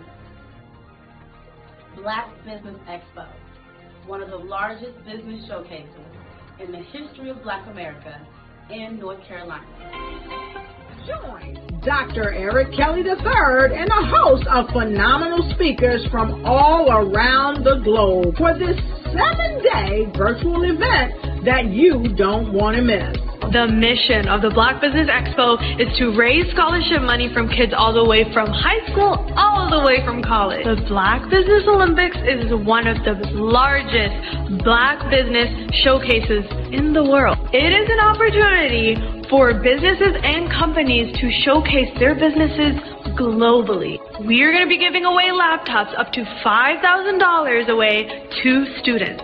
Again, I'm Olivia Appleberry, the founder of 2 Cents Finance and one of the speakers for the expo. I am so excited to see you there. For more info, go to www.blackbusinessexpousa.com or call 919-308-9090 and hope to see you there. I am Black Business. From the moment I wake until the time I sleep. Yes, I am Black Business. I am Black Business. Tell me, are you Black Business? Black Business Expo, one of the largest business showcases in the history of Black business in the world.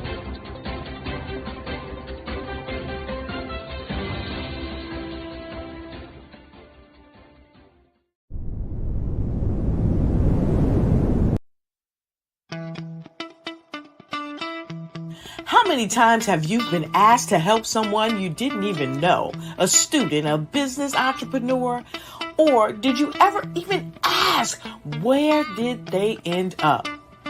That business, that friend, that entrepreneur. Well, just maybe they ended up in a gang, bankrupt, homeless, or worse, dead. Maybe they turned to crime, drugs, and alcohol. Did you ever wonder? Did you destroy their dream, or was your life always so easy? At the Black Business Olympics, we started a movement to help students complete. Give them hope and foster success. Help them to leave their dreams of providing laptops, computers, and up to $5,000 in scholarship funds. Today, we ask you to help a student, a business owner, or an entrepreneur to realize their dream by sponsoring them, supporting them, and buying from them. Consider this. With $1.6 trillion in our Black community, we only ask for a small donation for our students, our businesses, and our entrepreneurs. And you can change a life today. So I ask you, what are you going to do? Sit on the sideline and watch our students in high school be leaders, miss out on their dream from lack of resources? Or are you going to donate to the movement and change their future and yours as well? Give us a call today at 919-308-9090. Change their life by investing with action to the Black Business Olympic Fund. The Black Business Olympics, one of the largest business showcases of Black business in the history of the world.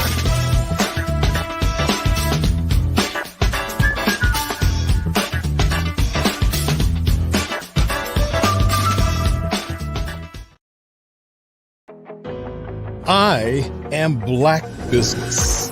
From the moment I wake until the time I sleep, I am Black Business. I am Black Business. Are you Black Business? I am Black Business. Do you support Black businesses? I support Black business because I am Black Business. Black Business Expo, one of the largest business showcases in the history of Black business in the world. Sign up today at www.blackbusinessexpousa.com or call 919-308-9090. I am Black Business.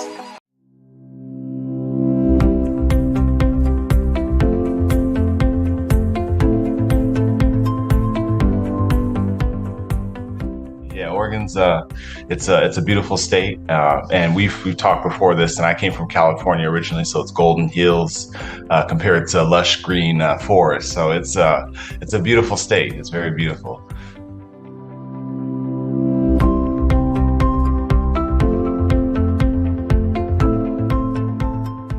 Understand how to take your what you know in the real world as a human and what you know about your business. And you need to marry that with the algorithm. You need to combine human with machine learning.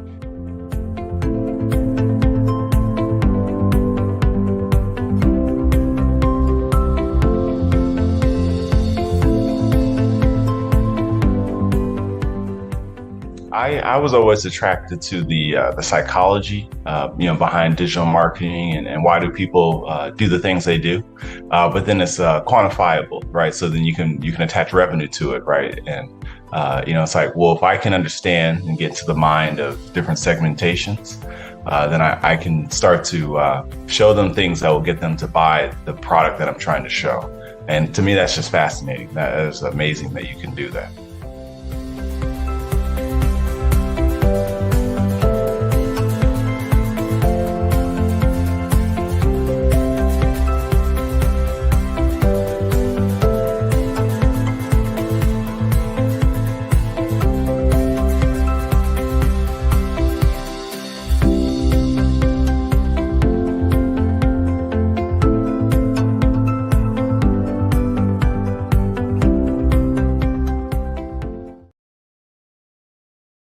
Over the past few years, we've seen the growth of existing and new initiatives focused on financial inclusion, building global networks, and reducing the wealth gap in response to the idea there's not enough seats at the table.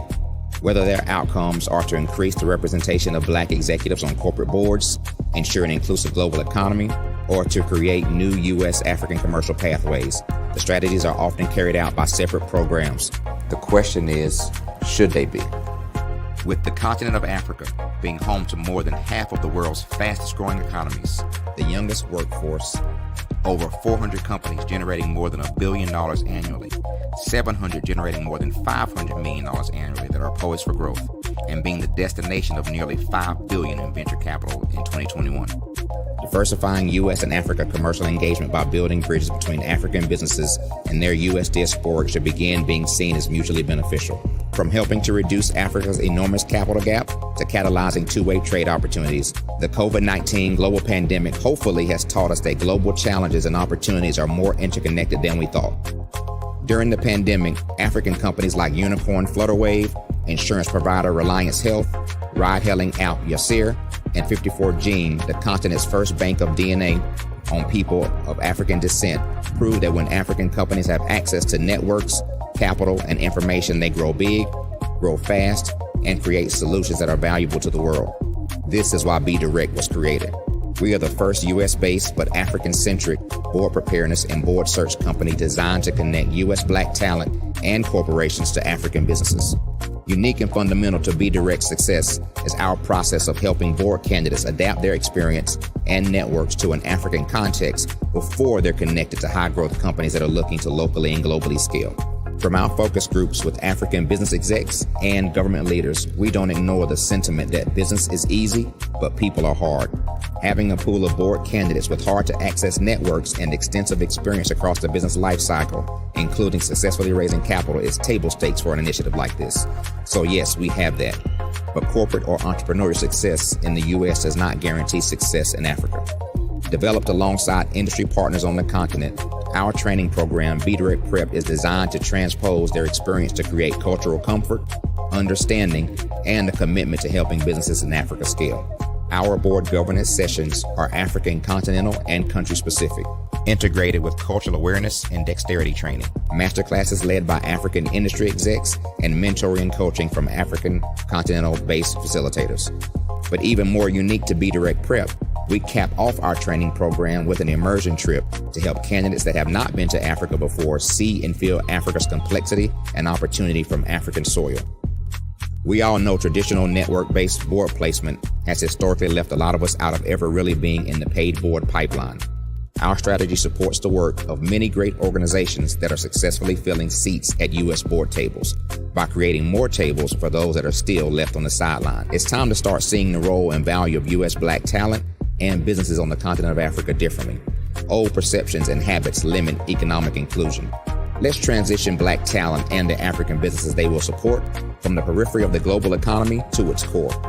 Living in a global lockdown, we all know now how fast local and global economies can change, and see the value of having businesses that hire, strengthen local value chains, and even grow globally. Status quo in any form holds back progress. We must democratize U.S.-Africa commercial engagement by socially and economically connecting cultures that have long been disconnected. It's time for Africa's U.S. diaspora to redefine their global value by helping African businesses scale continentally and globally.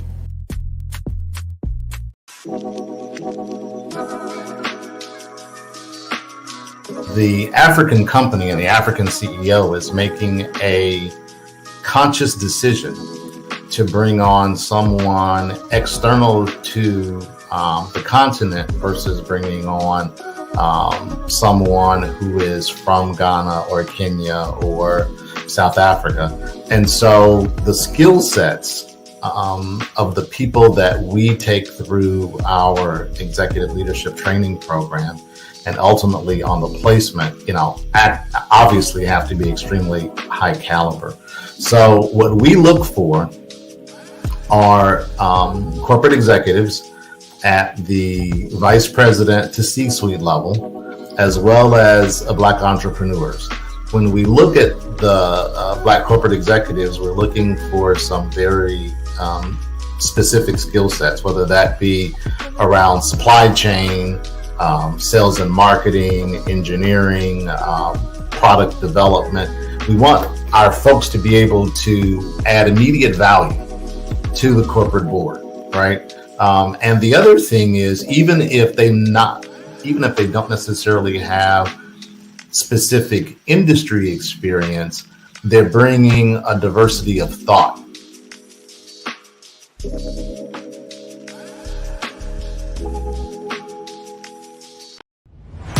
Social media is evolving. It's more vibrant, more colorful, more energetic, and so are you. It's not just photos anymore. It's video, it's audio, it's subscriptions. And now there's Fanbase, a new monetized social network. Fanbase delivers the complete native app experience with full content monetization for every user. No algorithms that shadow ban your engagement or growth, and no ads. Follow anyone for free and subscribe directly to your favorite creators for $4.99 a month. Plus, show some love by tipping on any post. Also, make a Fanbase page and monetize your content the same way. Finally, connect with your followers by posting the amazing content you already create. And now, get paid for it. It's time to energize and monetize, because everyone's a fan of something and everyone has a fan base. Artistry is a creative expression of something from nothing. It explodes onto the canvas, or it explodes on in my work. One of the things that I try to do more than anything is I try to just give the lines and the movements and emotions and expressions into to what I do. Art really means to me a chance to express how I feel deep down inside. Most of my art begins as a thought that I might have, whether it's sports, whether it's history, whether it's a woman or a man. It pretty much starts as an idea of thought before I get into the actual image of what I'm going to draw. I do a lot of historical pieces. I was a history minor in college, and I love to do history pieces. And a lot of times I'm thinking about history, and then I try to make that history impact you as you look at it. That's one of the reasons I do pictures so large. People ask me, why do I do the pictures so big? And I tell them, I want the piece to impact them as they're looking at it, to kind of dominate their space. And most of my pieces I try to do off page. I don't try to do anything that's going to be in those four corners or in a square. And I want your imagination to be a part of the piece that you're looking at.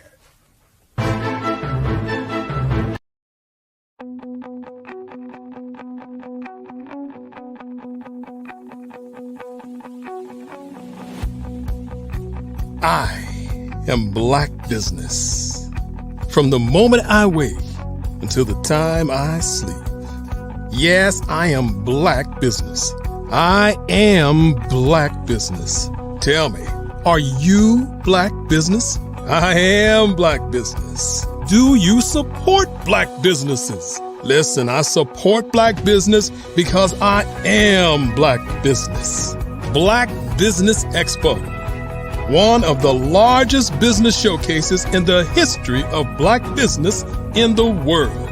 The world. Sign up today at www.blackbusinessexpousa.com or call 919-308-9090. I am Black Business.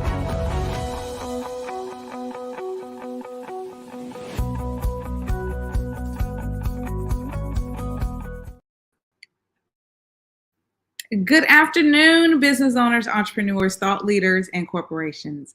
Welcome to the Black Business Network. My name is Spiritual Teak, and I'm your business moderator for this afternoon on the Black Business Network. The Black Business Network is a 24-hour business network showcasing Black businesses, Black owners, entrepreneurs, and thought leaders worldwide. We have speakers from North Carolina, London, Singapore, Africa, Japan, and cities all over the United States. The Black Business Network is a global community sharing its business knowledge to empower, inspire, and educate businesses about business. Our next speaker is Dr. Stephanie Audrey. Dr. Stephanie Audrey is the founder and CEO of Xenoverse Wellness Group, a global wellness organization formed to deliver wellness 1 week at a time through its Meta Spa hotels strategically located across the Caribbean, United Kingdom, France, and Africa. Current locations are in Jamaica and the UK, and African markets opening soon. Her firm is also in the farming space and offering food as medicine, perishable, non-perishable meal kits, tinctures, tonics, supporting the various wellness protocols.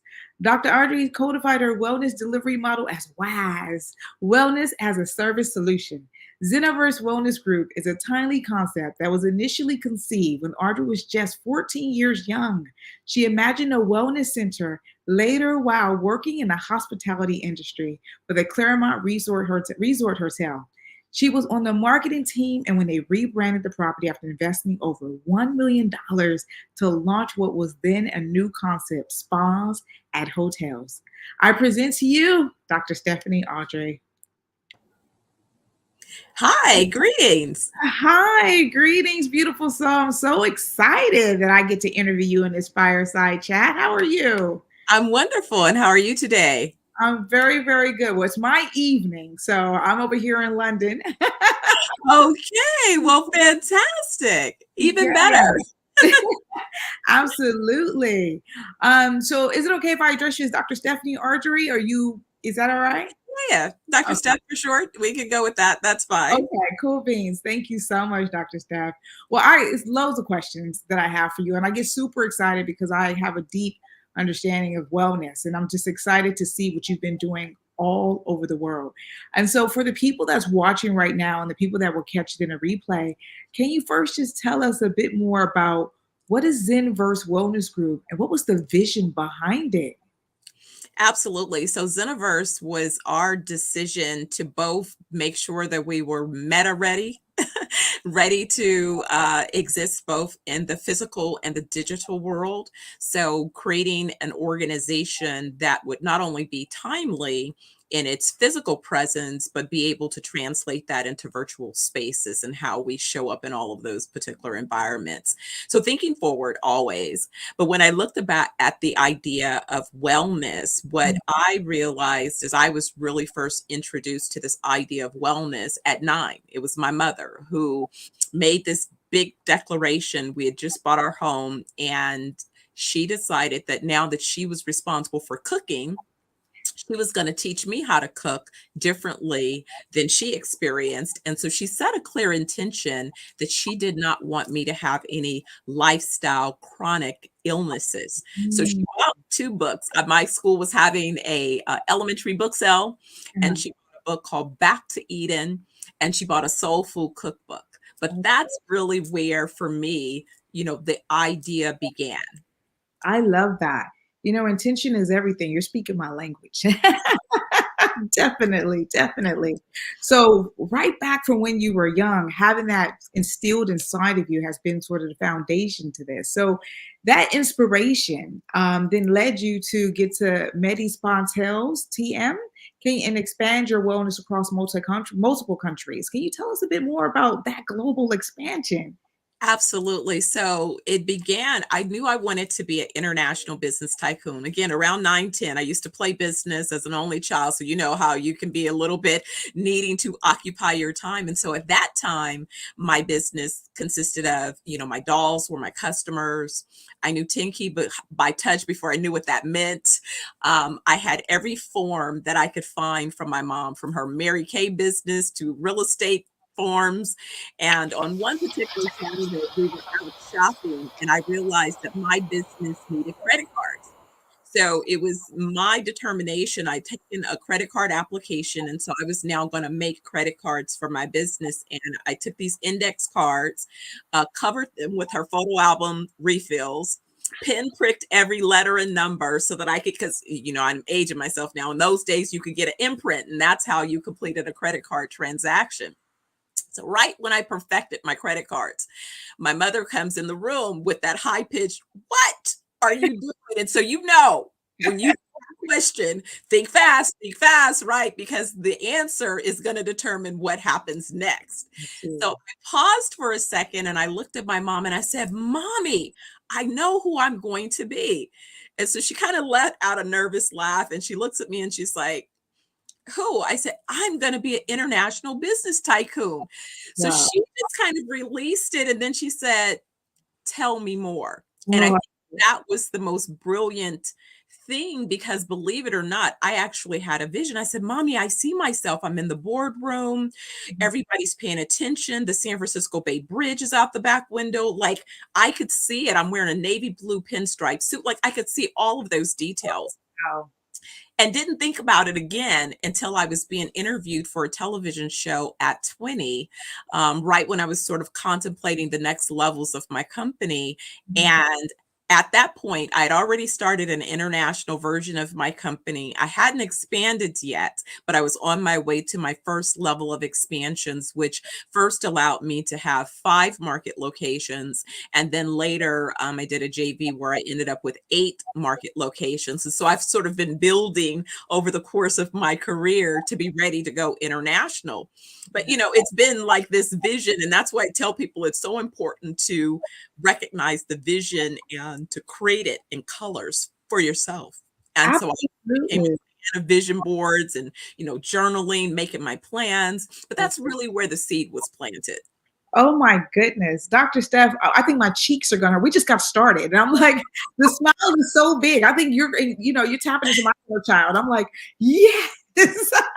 I'm telling myself, oh my God, but this is good. This is very, very good because it's so inspirational to hear you talk about how that seed was in that vision for, being a young child. But what I really love was that connection between you and mom and how she paused and said, "Tell me more." And then she poured into you. And then that just blossomed, this seemed into, I'm gonna say that was the beginning or the foundation. And then it's blossomed to where you are today. And that gets me to the question of, Zeniverse, the wellness group, like how would you say it differentiates itself from other wellness group organizations on the market or just around the world? How would you say it's different? So so now wellness has become a big thing. Expected to reach just under $700 billion in the next couple of years globally. I originally started looking at wellness resorts in Europe because what I realized about a decade plus ago when I wanted to do a deeper dive was that there were plenty of wellness resorts and treatment protocols that existed. But what I noticed is it wasn't really an Americanized kind of thing. Definitely wealthy or culturally focused schools tended to lean in to those types of places more so. So really, the journey kind of happened with a pivot. I started off in advertising and marketing communications, where I had an opportunity to advise Fortune 500s. After my experience with Claremont Resort, I ended up being an advisor to Hyatt, Park, Oakland, and some of these other hospitality brands and assets, as well as a young entrepreneur, I was asked to give a keynote address. I remember for the National Conference of Black Mayors. And again, I couldn't have been more than 22 at the time. And so after that, each of the mayors invited me to their various cities to give them advice on economic development opportunities. And so again, from a strategic point, I could see opportunities. We would talk about entrepreneurship, entrepreneurial opportunities. We were doing incubators and accelerators again before that became a thing again. But it was at that time that I noticed is every time I gave a recommendation, somehow or another, the real estate developers would come in and make money. And I couldn't figure out how they got paid, but they were making money. I'm like, that was my idea. My idea. How are they making money? So really what happened was sort of a good thing and a bad thing, in that the bad thing was suddenly I lost my mom after my 30th birthday. She took a nap. She was only 48 at the time and died from a brain aneurysm. That was my, heartbreak, devastation. I say I hit the wall, I hit that fork in the road. But what I decided was that I was going to bring the rest of her life to life. And I was going to go ahead and take the leap and leave advertising and start all over in real estate development. And that's what I did. And so now I spent the last, 2.5 decades of my career in real estate development. And thankfully, I began my career. I had the vision about mixed use and other types of uses. So I started the career there. What made me create the Medi Spa Tales as a concept was about 15 years ago. I was speaking to some hotel developers. In fact, the brother that developed the largest Marriott in DC, and we were looking at franchise opportunities. But me being a strategist, I already knew that I wasn't so interested in just somebody else's franchise, to be honest. So I had this opportunity to speak and say, hey, what do you think about this idea? And he said, you need to develop your idea. Well, that's great. But typically my smallest development project is about $150 million project. So I figured by wellness, Medi Spa Tales, I needed about $500 million. So, when you're coming out from the beginning, people are looking at you like, we don't know anybody like you that's received a check that big. How are you going to do this? And all of those things. But that's really what said that, listen, I'm about branding. I'm about creating intellectual property and assets.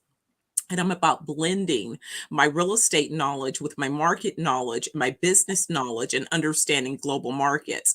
So I have basically framed us as the Marriott for wellness in a sense. So when you look at Marriott, Marriott owns several brands that are similar to my first 3 brands. The W is like my 420 wellness brands. The Four Seasons would compare to my Amani Haba brand, and my luxury, ultra luxury brand, Turquoise, is similar to the St. Regis or the Ritz Carlton. So because again of understanding these markets and understanding the business opportunities, really looked for an opportunity to distinguish ourselves.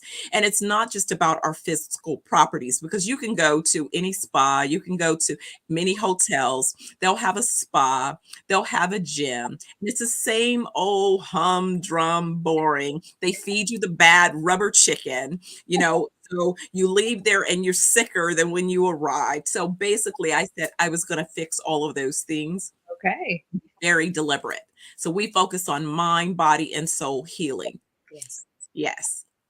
Yes, I love that. I love that. And I love the way that because anyone that you take us through the journey, because I really feel I'm very visual. So I felt the story along with you. And so it really is inspiring and empowering for anyone that is watching, because what you're doing, what you're saying is that how you're evidencing how things are transferable, your skills, and then how that can pour into whatever it is you want to expand your dream. And it sounds very much so solid that what sets you apart is, everyone needs healing whether they know or not, right? And so it sounds like you got that formula locked in. So we're talking about healing. What wellness protocols do your organization offer, and how do they contribute to the overall well-being? Because we're already tapped into that. Absolutely. And it's an excellent question. And so the first thing that we do is when you book your wellness retreat, and it's 7 days. So when Dr. Oliver, and since you said you're in London, you probably have heard of Dr. Aubrey Oliver because he has a practice there as well and is on UK Galaxy Radio, broadcasting around the world on a regular basis. So when we combined our visions around what we wanted to do with treatment protocols, really looked at, I said, well, what's the minimum amount of time that we could have someone and really make a difference in their well-being? So we established that would be about, a 7-day, 6-night kind of program. And so in that, what we do is we conduct an assessment. And so this assessment is a simple, non-invasive assessment, but it's thorough. So when I first participated in my assessment, about a 40-something page document, but it gave me an overview of how each of my organs were doing. And more importantly, it provided me with insight on things that the doctor hadn't identified, like my brain was being poisoned by hair dye and excessive cortisol secretions, and that I really needed to do a complete detox, a detox that would detox not only my brain, but every organ in my body that potentially would be compromised, but that it was really important to zero in on gut health. Yes. And so once we establish, so we focus on, when we say mind, we're focusing on thought leadership around helping you heal from emotional trauma, because that cortisol and even current statistics telling me that, for example, women around the world don't know it, but oftentimes are suffering from post-traumatic stress disorder. And then that coupled with the stressors of hormonal changes and hormonal imbalances. And so we see it as I travel and I see more and more women advancing in their careers and their lives. Sadly, they're carrying such heavy burdens and not realizing that if you're constantly sewing into everyone else, you're going to become depleted. Where do you go to get a refill? And it's not a 5-minute. Yes, you should take those 5-minute moments, but you really do need to do something a little bit more solid, more focused. I spent one weekend where I did a test where I did a weekend in silence. And it was such a healing gift. It's such a healing gift to hear. And that's really kind of where we go. So we say mind, body, and soul. And so when we're really doing that deep soul work, being able to quiet yourself so that you can hear your ancestral assignments clearly. And you can only do that when you take care of the first two. If you take care of your mind and you take care of your gut, that body part of your well-being, then it begins to create the space for you to then have the capacity to then address your soul assignments. And it helps to have a tribe of other like-minded individuals that you don't have to explain your why in terms of why this would be important. It's important for them as well. Then you can deal with, now my personal why is about X, and you have a whole crew of folks saying, yes, you can do it. Let's go forward. Let's do it. That's what I've envisioned. And that's what's important about the protocol. I love it. I love it. Again, you're speaking my language. I understand everything that you are sharing, and the true authenticity of sharing that, especially when you gave the example about women, and the changes and the hormonal changes in the body and how that impact, and just trauma in general, people not having a deeper understanding of trauma on all levels, whether it's acute or chronic. So I'm enjoying how you guys are supporting people. And I just wanted to ask a sort of follow-up question before I move on, because I have so many questions for you. I'm so excited. But when you talked about having, the detox and having a scan, right? So I'm just curious, because I know a little bit when it comes to that, right? And so is that like, I've heard of bioscans. Is that the sort of technology where it's reading the electromagnetic energy of the body? Yeah. Okay. Yes. So you're getting that insight again in a non-invasive form, because people are like, oh, do we have to give blood? I'm like, no, you don't have to give blood. We don't have to take on any invasive type protocols to establish your baseline. And oftentimes, again, we encourage people before, even when they book their trip, we'll do a virtual assessment with the wellness team just to discuss, do you have any particular elements that you might be concerned about?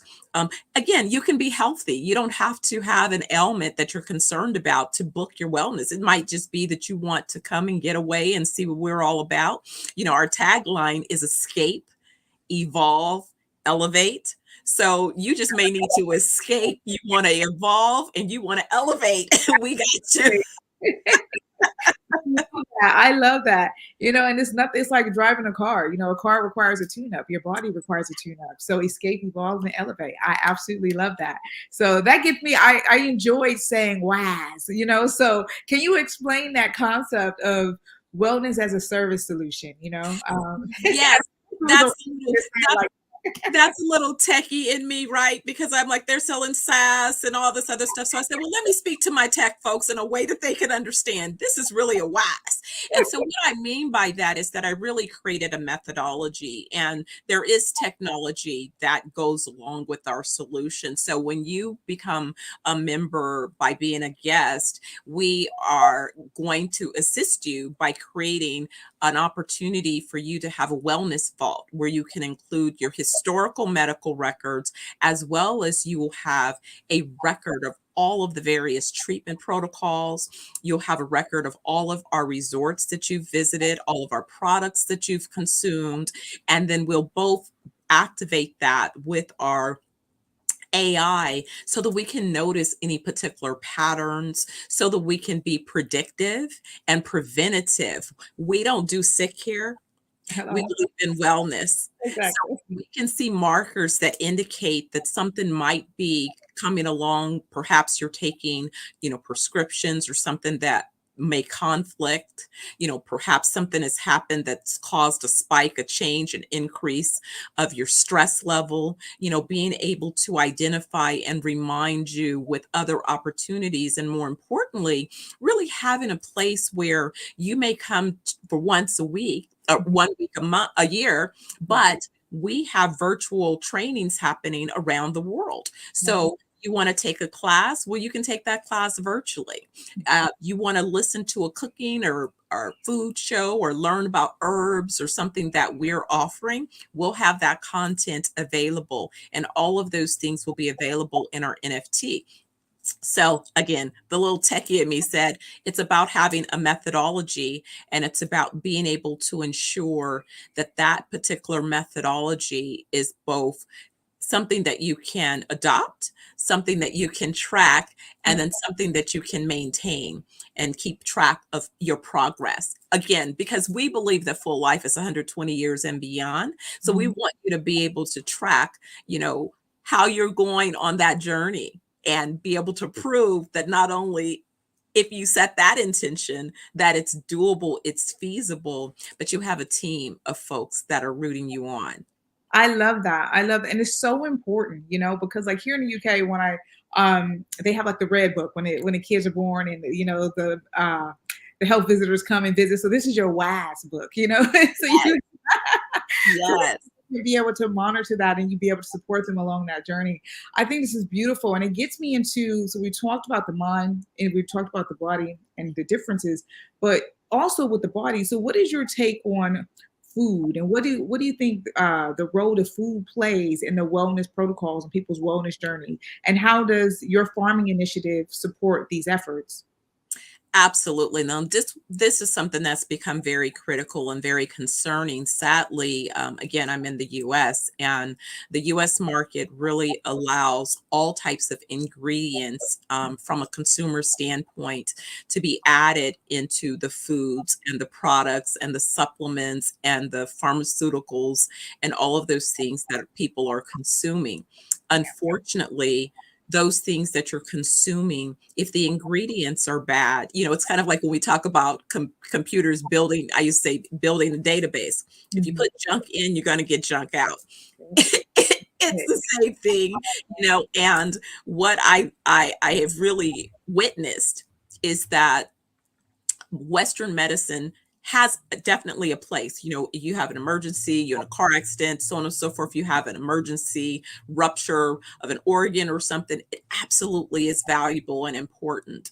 But where I see sort of an overreach is where there are lifestyle preventative type chronic conditions that can be addressed. And more importantly, when you see people who have already begun to develop some of these conditions, like I have talked to people with I have a family member who survived 9 heart attacks, bless his soul.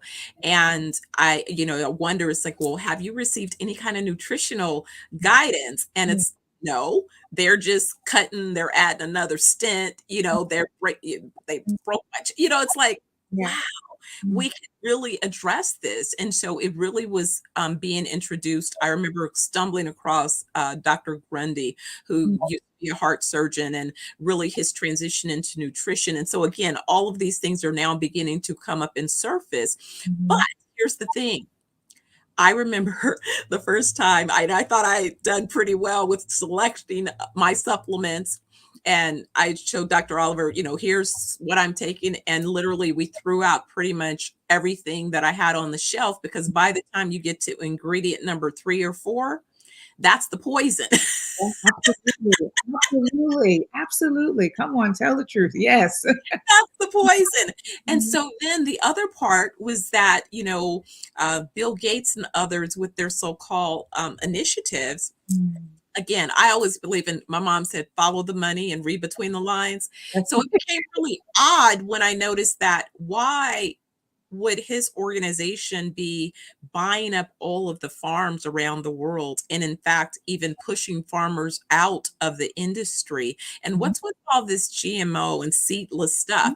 If the thing doesn't have seeds, how is it created? How is it sustainable? And so I'm like, I don't want to be used for experiments. But that's exactly what it is. And I think that it's amazing to me sometimes that my body just rejects anything. I remember when they first started introducing artificial sweeteners. Like everybody else, I guess I didn't know it was any big deal. I tried one in that little pink package, and my body threw it up right away. And I was like, okay, I'm one and done. I'm reading the ingredients, and I'm like, that's why I didn't need to do this anyway. So avoid. I don't want any food. But again, high fructose corn syrup, all of these rename it as soon as people become aware of the poison that it is. So with our initiatives, I began to, as I set up our locations, I said, we need to be located on either organic farms or beachfront properties. And organic farms, so that we can control from seeds to souls what it is you're consuming, and be able to certify with a level of certainty that we are not allowing poison to be part of our process. And so that's really why. And so with that, I began to look and say, well, if I'm going to create this opportunity, we need to have global access to these types of fruits and vegetables and foods. And so I created this initiative, Organic Farmers Global, which will be launching a release this week, because we have identified ways to help to mechanize farmers that don't have access to equipment. My mission is to train and develop 10 million farmers over the next decade around the world, and to move them from just being at the earliest stage of the business cycle, where they're just providing the raw ingredients that then become more valuable further upstream. I'm literally aiming to help them create generational wealth and sustainable businesses and family organizations. So bringing in the background where I've trained thousands and thousands of entrepreneurs over the years on business structures and systems and processes. I'm a Lean Six Sigma Black Belt, so that means I can walk into any organization and improve its processes. So not only do I personally have tools and skills and techniques, I put together a team of A players that have deep domain knowledge across the sectors that are important, but more importantly, about how we deliver our solutions, organizations, businesses. And I felt from the beginning, as someone interviewed me when I was 18 with the business, and they said, well, what are you going to do as your causes and initiatives? And I said, I was going to do things to help kids and to seniors. And I was to make sure that I always had a social impact initiative.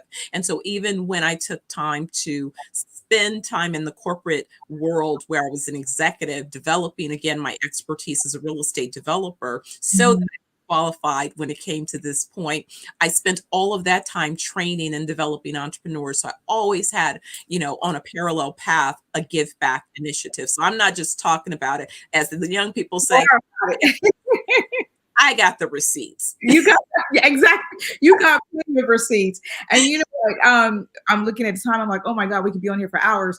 But I have two relevant questions for everyone. Pause that for a second and just hone in and recap what you were saying about food, because it was so potent and so powerful, because you're talking about wellness, and what you're saying is getting, well, I think you said seed. I heard soul. You might have said, okay. So I heard the souls. The souls. And to me, that resonates so well. And for everyone out there watching and catching the replay, what you are saying at a very baseline is that's your route to health, is how you feed the body. And I've heard you say about the ingredients. You get to ingredient number 3 and it's not for you. And that authenticity, that truth, even your own journey, I think is inspirational, sharing that as well, because, people get into routine about what life is, right? Or into a trend. In actuality, when you have preventable things, as you were saying, it's when you see people are passing away because of preventable diseases, this is why even your initiative is even more important. Just my observations from that. But thank you for that, for sure. So that brings me into, though, just for someone that's been on your journey with so much knowledge, so many connections in terms of how you've been bridging the gap from your marketing to the real estate, etc. For anyone on a wellness journey or on a business journey, I mean, what would you say were some of your challenges and sort of that they should look out for to help you excel, fail forward? It's some of the same things that tend to come up. I've found myself being the first in many organizations. So when I was the first Black person in an executive position in every organization that I've ever entered, it seems, sadly. And that place of coming in with a certain level of excellence, just that, because that's who I was, early on, before I had all of the so-called advanced credentials. I was excellent at 18 when I won my first contract with the California State Library Association right out of high school. So I've been excellent for a long time. I had people evaluating me early going, well, you don't have this degree, you don't have that degree, but I'm advising you. How about that? But if you need me to get it, no problem, I'll get it. So it was that. People would always try to find what they feel is missing and create that as the reason, rather than focus on the solution and the outcome. So early on, I started documenting my journey by keeping a spreadsheet of the financial value that I made. So my stage name is Dr. Money. Not only because I have a DBA with an emphasis on venture capital, which is money, Dr. Money, but because I looked at every organization that I touched and the money that I saved for every organization. And like you said, I kept a track record of those things, because that's what kept me in those doors once I entered those environments, and had to deal with all of the other politics and all of those other things. And so now, as I'm out on the world raising capital, people are sort of gloss over when I said, well, my seed raise is $100 million. And they're kind of looking at me like you have the audacity. I'm like, listen, $100 million is smaller than what it would take for me to build one project, and I'm buying 8. Right. Clearly, there's a genius in what it is that I'm talking about. And if you look at this value of this portfolio and the IP, the way that I put it together, that 100 million is a multi-billion-dollar organization, global organization. Not guessing, valuation there to support it. So, again, but they're like, well, we're not used to anybody that looks like you talking about this. I said, but I have not just, as they say, the credentials, I have the experience. The experience. Absolutely, Dr. Steph. Oh my God, we don't have enough time, but hold on. Because you're getting into an area as well that I would love to dive deep. So you definitely have to come back again, because there's so much knowledge with you, and it's such an inspiration. But when we get into, being a person of color and how you are moving through business and what that means and the challenges, it's just inspirational to hear your story, and how you documented and continued, because there would have been those challenges there. And so, no, thank you for sharing that. I really, really appreciate it. And I think, with all these projects you have going, right? So how do people, it's going to be a multi-layered question. How do they get involved? How do they find you? How would they get on the retreat? What's the best way to get it, even if they want to be trained or want to go into farm? You have so many different avenues for people to contact. What would be the quickest way to start? So I would send them to 420. It's www.420wellnessjamaica.com. You can start there, and that's where you can identify, us, get a little overview of the initial organizations that are opening, and get on our email list. We'll be putting information through that location. The Organic Farmers Global is organicfarmersglobal.com. So between those two locations, if you're interested, if you're a farmer and you're looking to find resources and how you can have assistance with growing your production, if you have equipment that you'd like to learn about monetizing, that would be the location to find your way as part of that particular initiative. So 420 Wellness Jamaica, I want you to book your wellness week. And then if it is that you're interested in the global farming, Organic Farmers Global. That is absolutely amazing. And do you do any form of coaching yourself? Do you coach businesses or individuals, entrepreneurs? Yes, I am beginning to accept very limited clients. You got to be ready to be a growth player, though, because I'm an A-playing coach. So and I follow the coaches that coach the billion-dollar companies, or as I say, I was reading up and listening to one of the coaches. He says he coaches trillion-dollar organizations. So if that's who I'm paying attention to, right? I'm like, let's go. I want you to play at a level that is definitely a level that will allow you to create generational wealth. And so, that's what the whole 10 million initiative is about. 10 million farmers and entrepreneurs globally, to really give them the tools. I don't have to recreate them, I have them. So I can just give them and train you through a process that will produce outcomes. Because remember, I keep the receipts. So I want to measure, because guess what? I tell people, look, if I gave you a strategy and that strategy is not working, I know how to pivot and fix it. So it's no problem. Yes, you do, Dr. Steph. You definitely got the receipts and you got the foundation solid. Okay. Thank you so much for joining us here this afternoon, my evening. It's been an absolute pleasure to interview you. Thank you so much. Thank you. I've enjoyed it, and I can't wait to see you. I'm going to be headed back to London. In fact, I have some acquisitions in London as part of this first phase as well. So you definitely make sure we contact and stay connected, okay? Thank you so much. Genius coming, and I'll see you on the other side. Thanks again. No worries. Thank you. Oh, what a beautiful soul. The Black Business Expo mission is to raise funds for high school seniors going to college or K-12 entrepreneurs. This expo is for a fundraiser for students. You may go to the Black Business Expo USA.com to donate to the scholarship fund, or use the Cash App somewhere on this screen. Our goal is to give laptops and up to $5,000 to 10 students, and students can register online at www.blackbusinessexpousa.com. Remember, every dollar counts, so we want to remind you to donate to the scholarship fund. And let's thank our Black Business Expo USA sponsors: the NC100, Moody Capital Partners, Suede Soul, Lotus Ritchie Coaching and Training, Carolina, Virginia Minority Supplier Development Council, Step Management, The Hello LLC, Barbara H. Smith LLC, Margie McLean Foundation Incorporated, Genius is Common, Earth Essentials, 5-Star BDM Media, Malane Shaney Global, Executive Women's Success Institute, The Quality Coaching Company, Superwoman Business Services, Creative Force Studios, Lee Entertainment, Artistic App Design, and the Black Business Expo USA. Genius is coming, and I'll see you on the other side.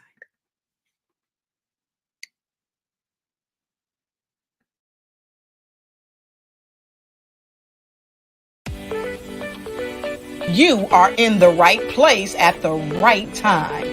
The Black Business Network opens again for its Black Business Olympics, a 24/7 broadcast on business, strategies, global branding, social media marketing, finance, advertisement, and much, much more.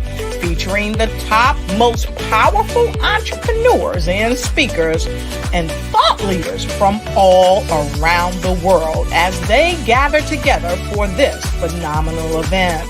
Join the Black Business Network streaming live into the metaverse, STEM City USA, Black Multiverse, Pod TV, Roku, Hulu, iHeartRadio, Apple TV, YouTube, TikTok, Instagram, Google Podcasts, Facebook, LinkedIn, IBM TV, Spotify, and Twitch. Tune in today and be a part of this amazing movement. The Black Business Olympics welcomes you.